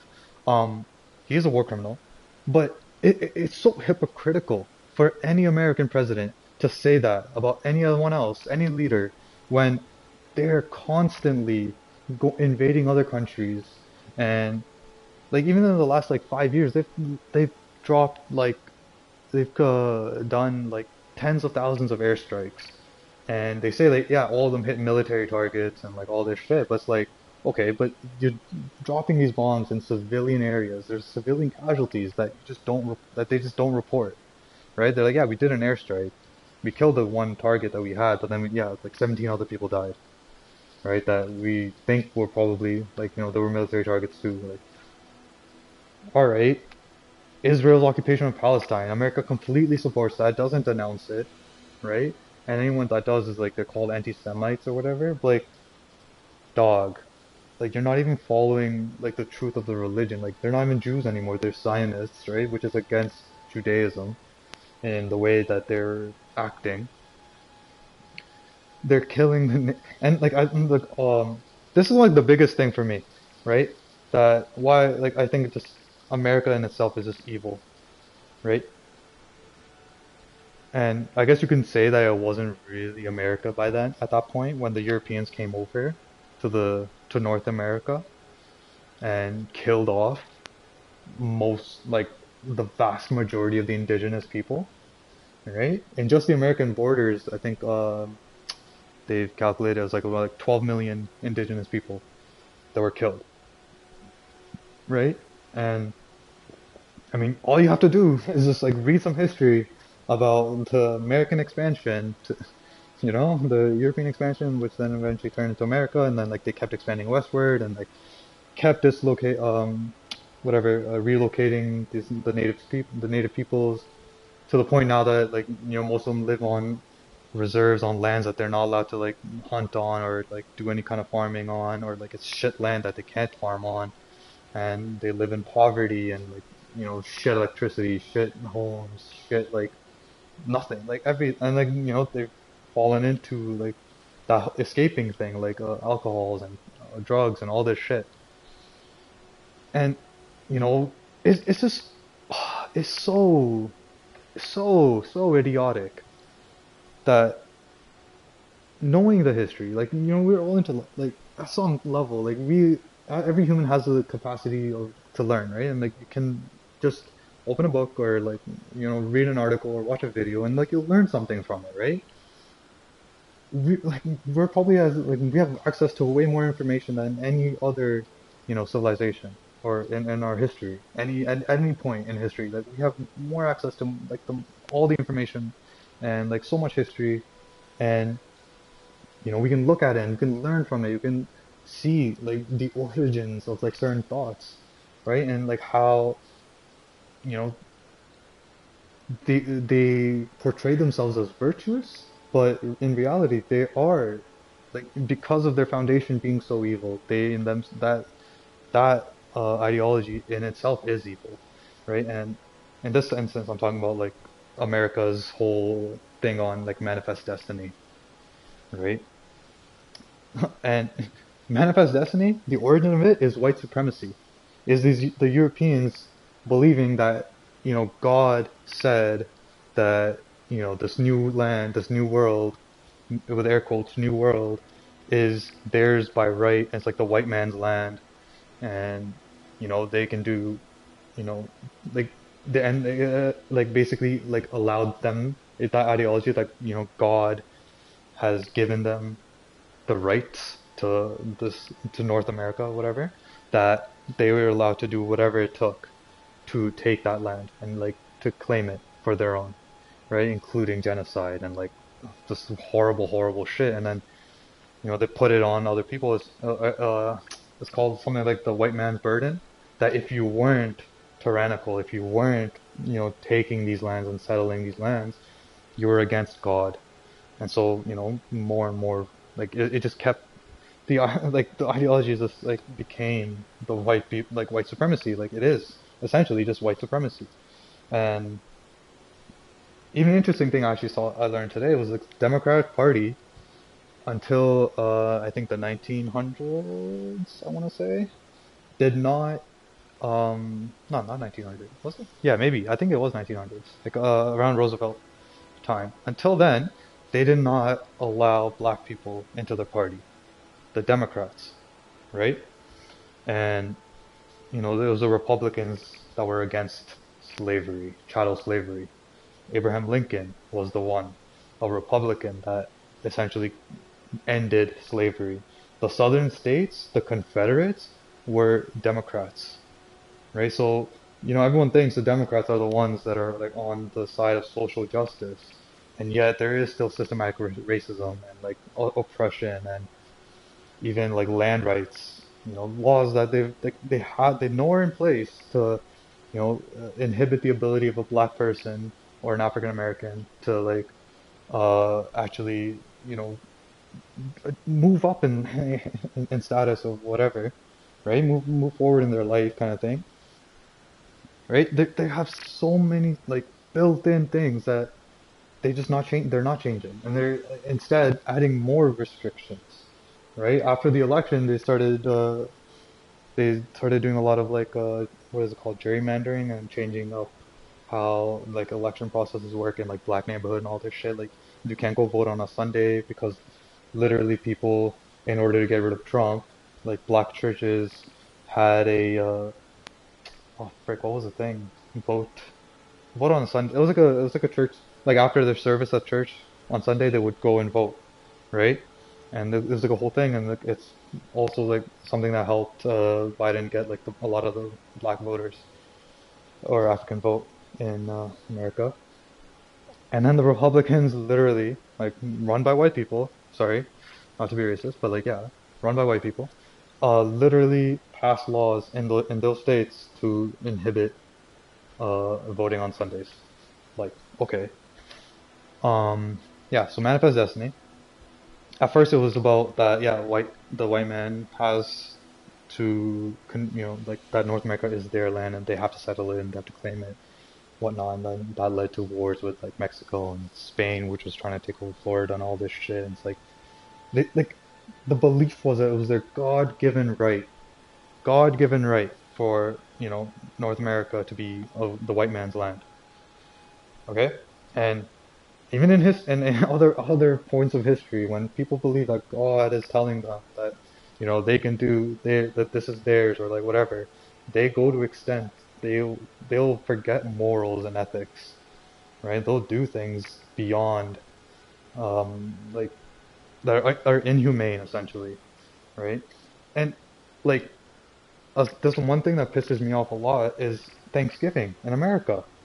The like literally again, we live in an age of information. Just look it up. Look at the origins of Thanksgiving. It's like I think it was like 1619. They invited the Native Americans to a feast in good faith, right? And like even in I'm a Sikh, in Sikhism, there's this concept of langar, which is like free food, that if we can all sit together and eat a meal together, it makes us equal, and like it's like a sign of like kind of like just that that yeah, we're equals and all this shit, right? So I mean, just like even keeping that in my mind, like what that is, and kind of like having a meal together, right? So they invited the Native Americans to a feast, and then what they did was massacre them.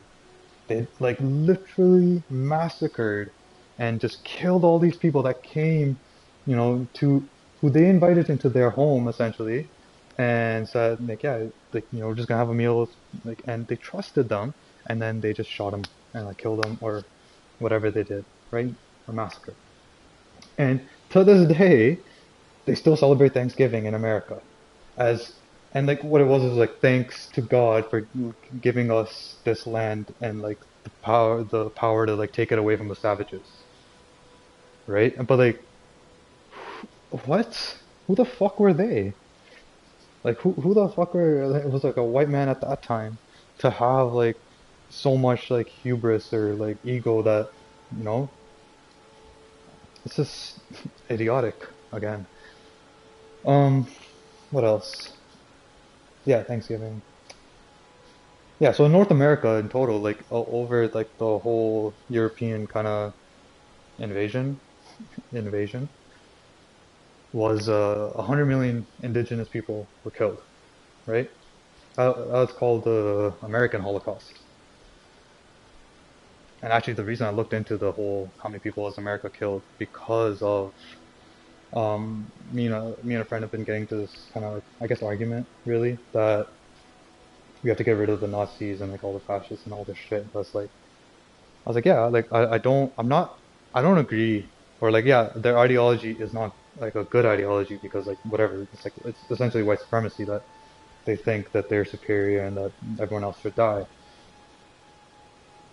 And I condemn the ideology, right? But for like this whole thing about like we're protecting democracy and like we can't let them get into power and like Nazis and whatnot.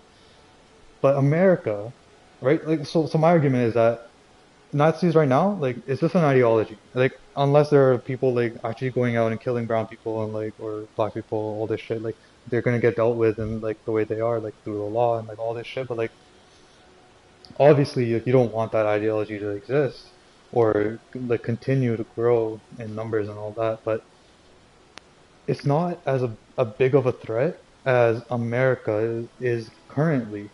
America is constantly killing people, constantly supplying weapons to dictators and authoritarians, right? And all in the name of profit, not in that and like profit and control and power and all this shit. Like it's not even like for democracy, like they say, because they'll put people in power that um just like do what they want kind of thing, right? But then they'll be like the biggest assholes. Gaddafi was one such leader that America installed, and then when he started like change his tune, he's like, oh, he's a fucking dictator. He's like all this shit, and like they started going after him. But like if you look into all that shit, like America put him there first before whatever all the shit that happened there in Libya. Okay. Um. What else? What else? What else? Yeah, man. Fuck America. Like they're worse than Nazis.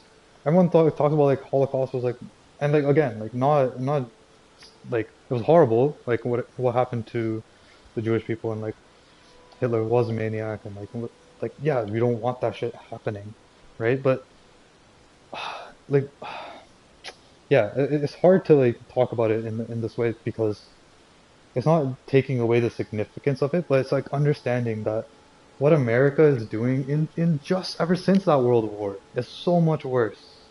It's so much worse than what Hitler had like was able to do. Right? Hitler was in power for like 20 years, and in those 20 years they killed I think 6 million people, right? Or even like 3 million Jews and then 6 million total through like the war. America is 30 million people at the very least, at the very least, right? And then like the American casualties are like a percent, 10% of that, not even, right? Like 2 million, 3 million people, 2 million over the whole thing. Actually, I don't even know. Ever since World War, it's probably less. World War Two, sorry. What else? What else? Actually, another thing I found recently was Bangladesh and how America, or more specifically, like Richard Nixon and Henry Kissinger, basically funded and allowed and supported the genocide of Bengali people who at the time were living in which was East Pakistan, right? So like when India had a kind of they split, right? India wanted to be Hindus, and then Pakistan wanted to be Muslims. Like there's they wanted to have like each their own land kind of thing, and then so there was actually a West Pakistan, which is where Pakistan is today, and then there was an East Pakistan where Bangladesh is today. But and East Pakistan was mostly like it was a rural area with Bengali people and whatnot. Um, and like from yeah, so like the way this all started was essentially like West Pakistan had like the centralized government there, and they were taking all the benefits or the profits of the all the agriculture and all the shit that was going on in East Pakistan, and just investing that money into West Pakistan with by just giving scraps to East, right? And they saw the unfairness, the injustice of that, and then over time, a Bengali party came to came to existence, and they ended up winning the national elections like with a majority. But a military general in West Pakistan, who was friends with Richard Nixon, named Yahya Khan, essentially said that that election doesn't count, invoked a dictatorship, and you know, um, and he's just like, yeah, like I'm in power, like he's the leader, right? And so the people in East Pakistan, they didn't want that, so they said that they wanted to become their own country, like self-determine, all that shit. So what Yahya Khan did was go to America, talk to Richard Nixon, and get his support and just get like shit tons of weapons, and then they invaded East Pakistan. West Pakistan invaded East Pakistan and committed not just genocide, but like genocidal rape, in which like they raped like I think the number is like like more than 200,000 women and girls in front of their families, right? And it's like so it's like it's not like just like physical like trauma like through like just killing all these people, right? They like mental trauma, emotional trauma by like doing these like horrendous acts, right? Nothing ever happened to Yahya Khan. Nothing ever happened to Richard Nixon. Nothing ever happened to Henry Kissinger, who all like they supported it. Like they 100% wanted it. And India at the time as well, like was taking in refugees from East Pakistan, like around 10 million, I think it was. And America sent a fucking nuclear warship into the Bay of Bengal, which is like on like east of India, like that body of water there, and said like you have to stop supporting East Pakistan or we're gonna like yeah, fucking we're gonna nuke you or some shit, right? And it's like holy fuck, like who do these people think they are? That like, they can try and like to control this shit and like to provoke and like instigate these wars and like genocides, man. Not even like a couple hundred people dying, right? Like a genocide in which they're trying to destroy and remove that whole cultural like uh, people from existence.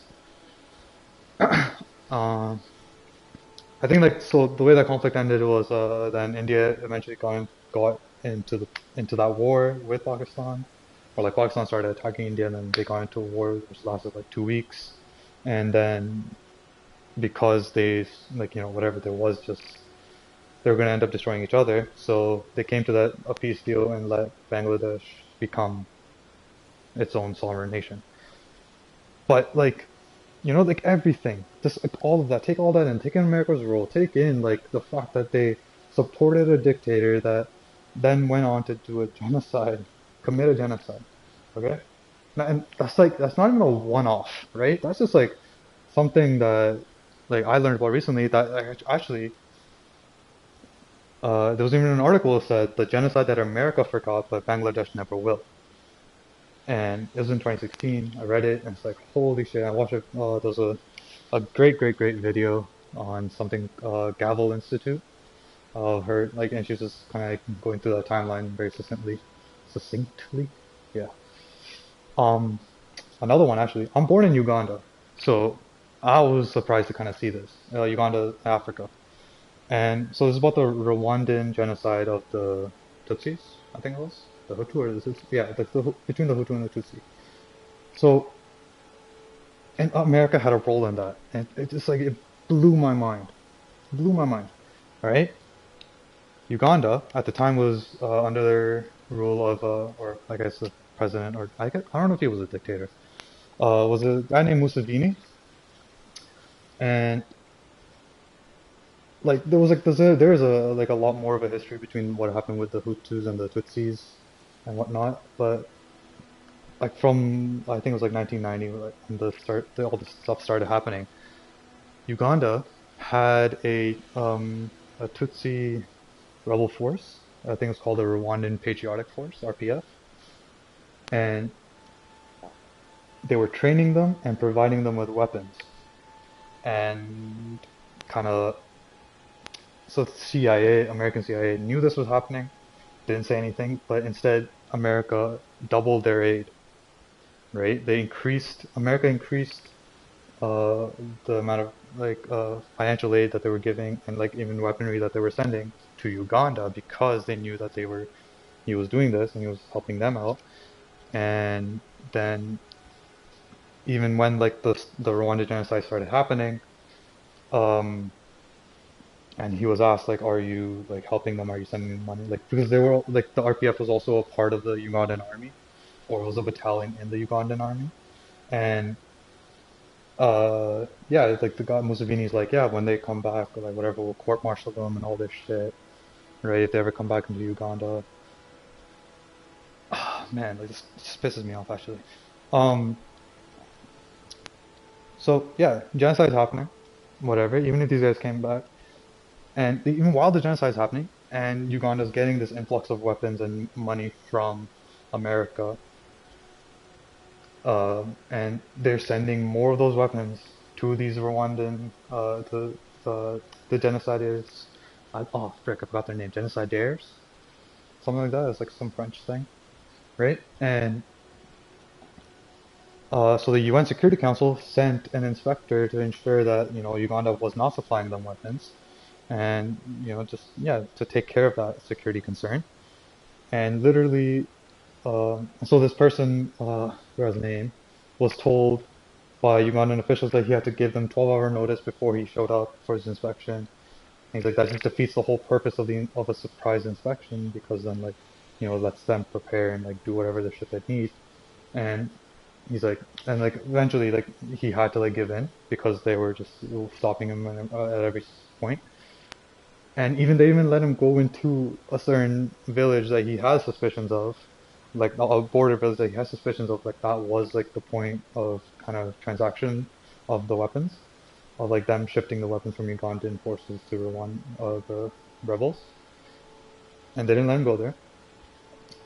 And then, so 10 years later, at a gathering to like kind of like a 10-year anniversary of the genocide, I think so, like 2001, right around then.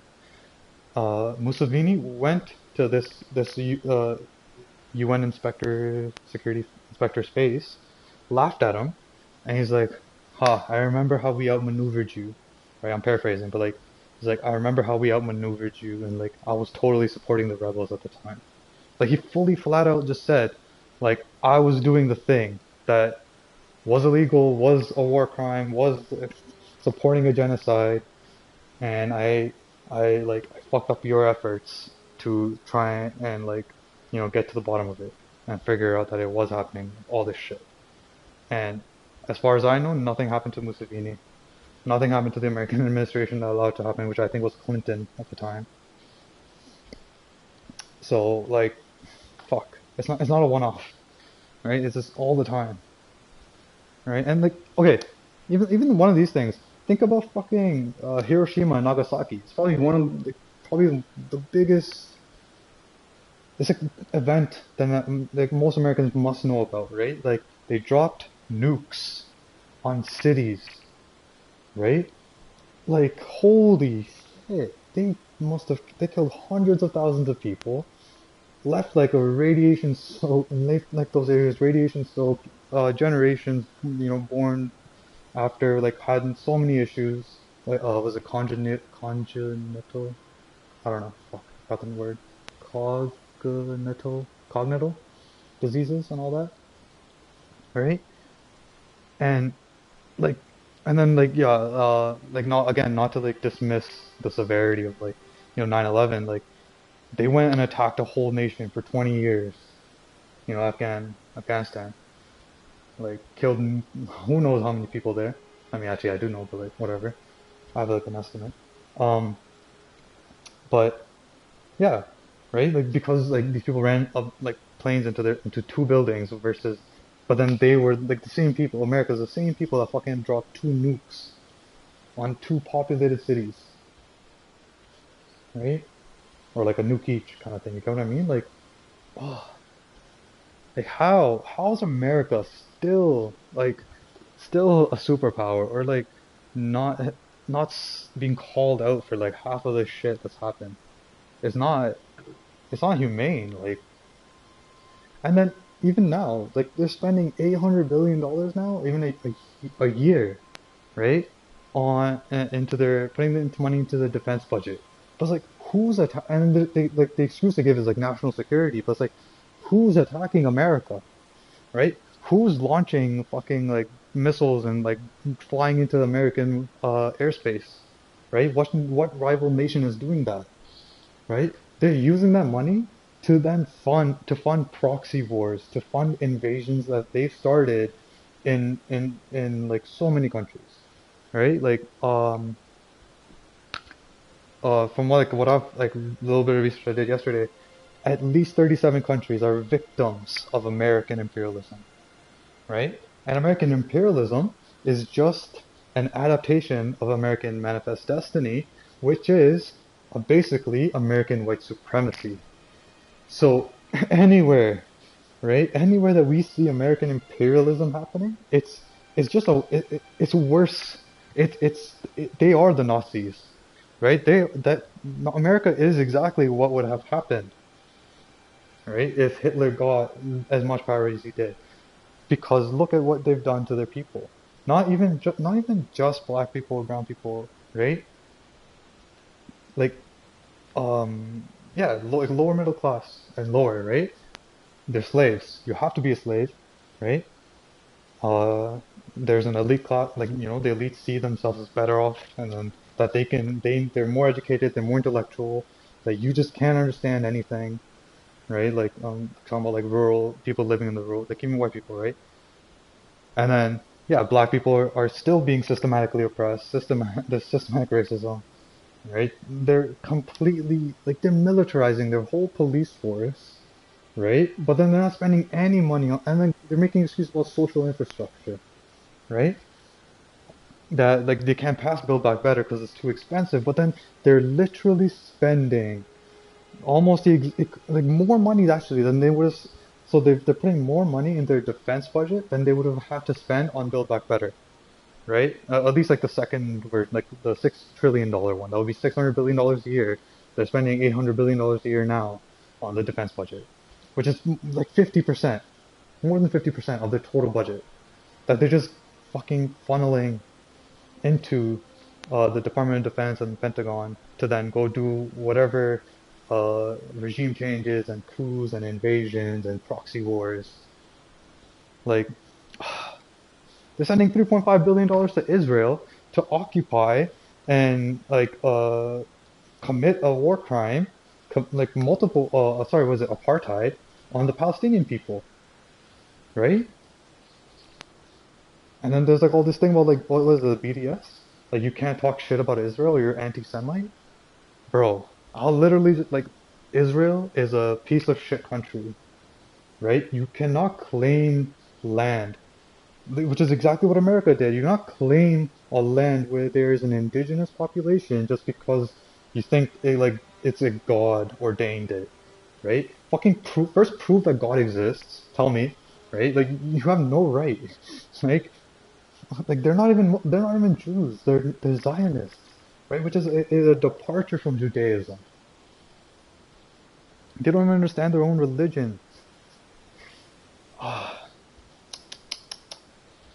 It's so much idiocy, so much. These people like and like I don't know. I'm like very I don't know like I am like empathetic like just by nature. Like this is like despite like who I am kind of thing. Like I can feel like so much pain and like so much like suffering that they just meted out to the world, to people that were undeserving of it, right? Like yeah, sure you can say Al Qaeda, Taliban, ISIS, all these people like because they're killing other people and all this shit, they deserve to die, right? But then what about all those innocent civilians that they killed? What about all the indigenous people who are they're still treating like trash to this day? Who are still like they're like they're living like in with the shittiest lifestyle. Not even a lifestyle, sorry, like in the shittiest conditions. And nothing, no reparation, nothing. Black people who barely even got the right to vote, who like like used to be considered 3/5 of a man, or like a white man, right? Barely 70 years ago, I think it was, barely, and they still haven't fixed any of these issues that cause like George Floyd died last year, right? Was it last year or in 2020, right? And there's already been like with even while the trial was happening, there was police shootings by a white person of a black person, right? Like,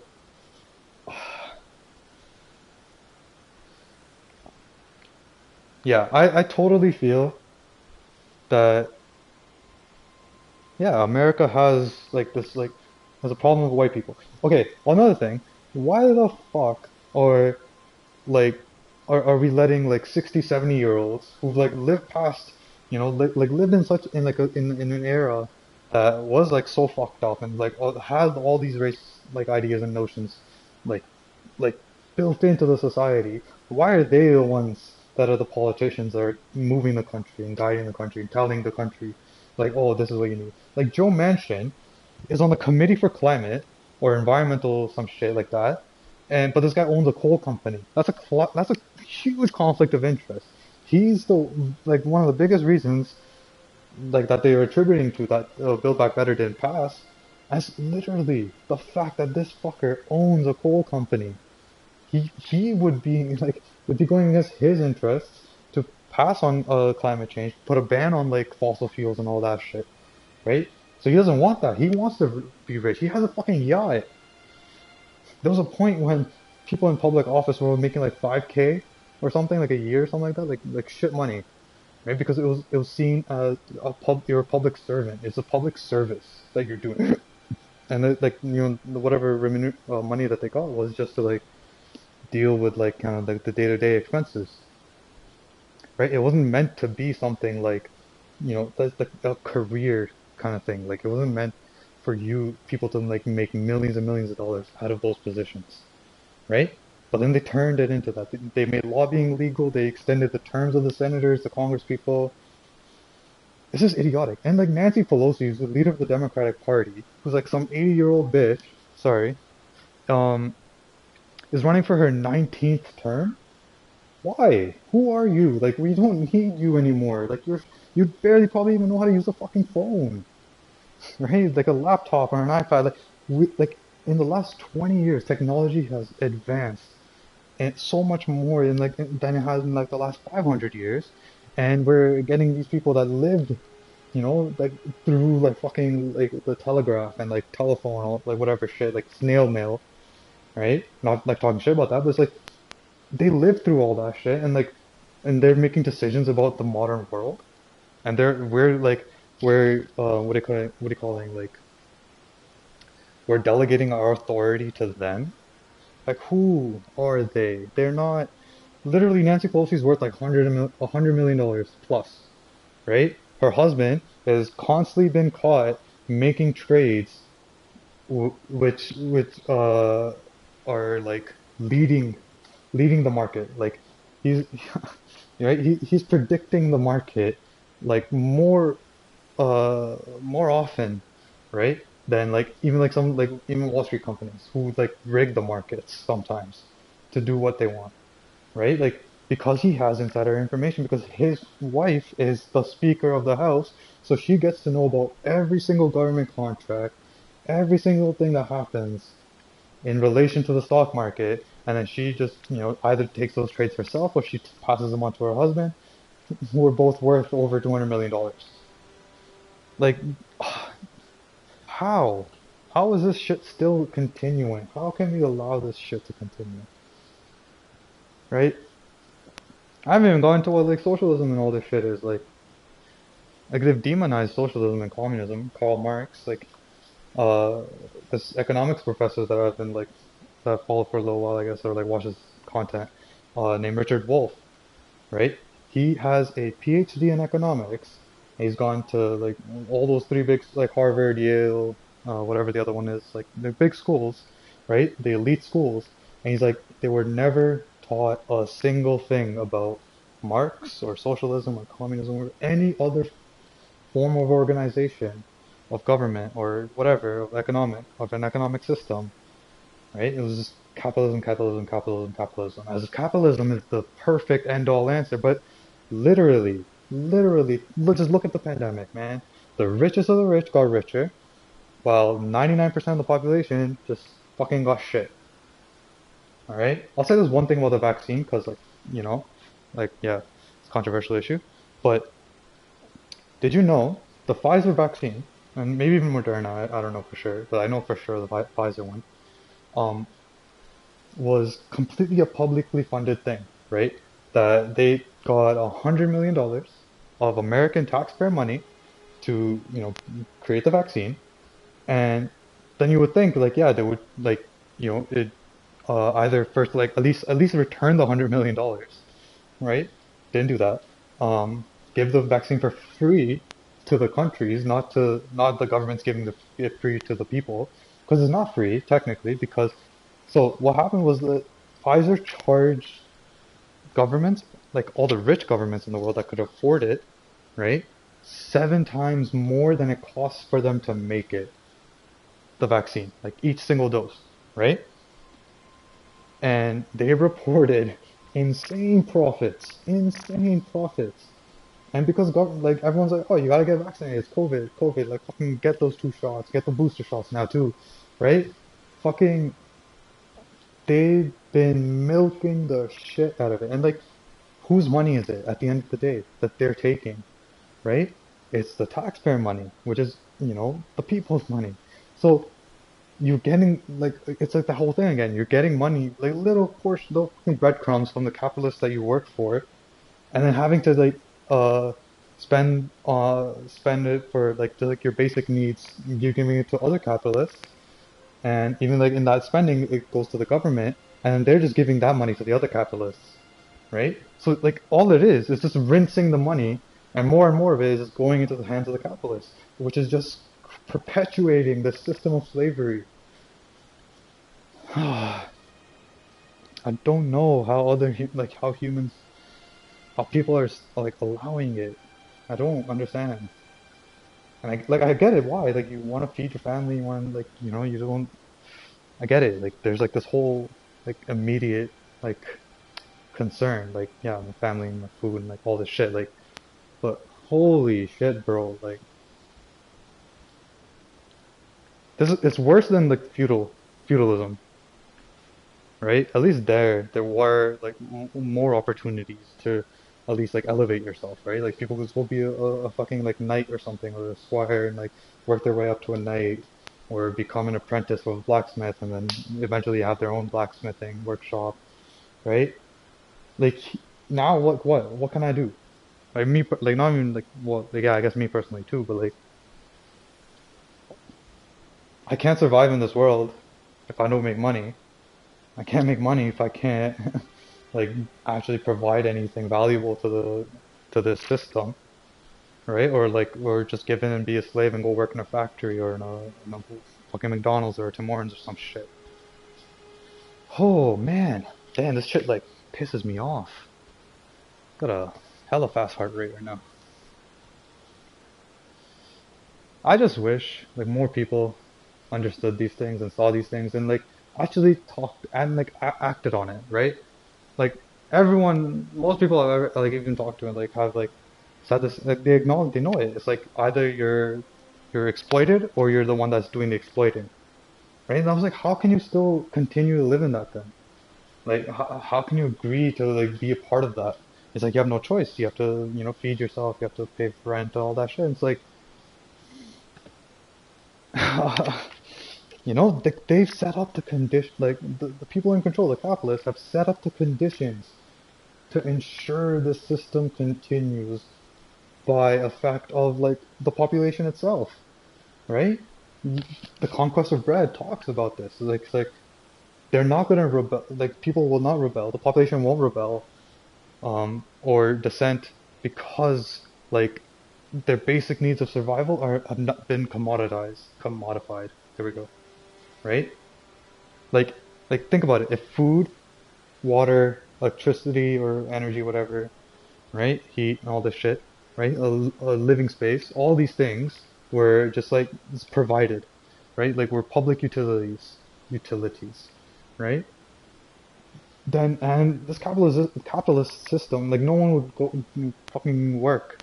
No one would want it because they would see it for what it truly is and like call it out for what it truly is, which is just a another system of slavery with just a fucking nice little dressing up on it to make you think that yeah, your individual work has an impact on the world.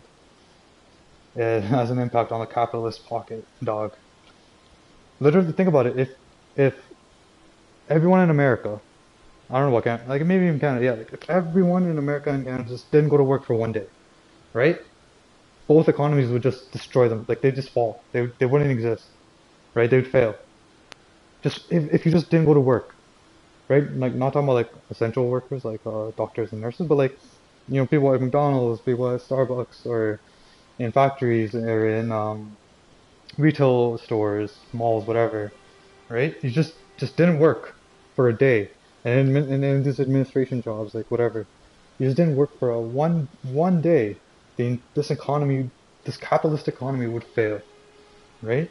Would destroy itself, and like that's the power that people have, but like through this conquest of bread, like they capitalists have just silenced or like kind of like cut the legs off the movement of any kind of movement that could come up out of it, right? They crushed Soviet Union. They've made China an enemy, but China's like actually the one country kind of trying to do something that's good for the people, right? And maybe not like global, right? Maybe just their own people, but still, they're trying to do something that is beneficial to their whole population rather than just those like 3,000 fucking billionaires, 2,668 billionaires, right?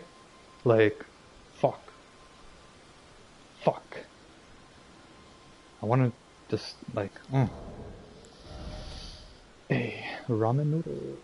She kind of looks like her. Oh, I'm sorry, that was really, really long. But, yeah.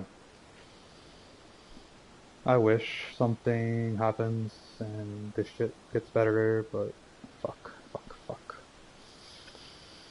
Anyways, I guess that's all for today. Oh, let's do this. On. Start the movement. Yeah.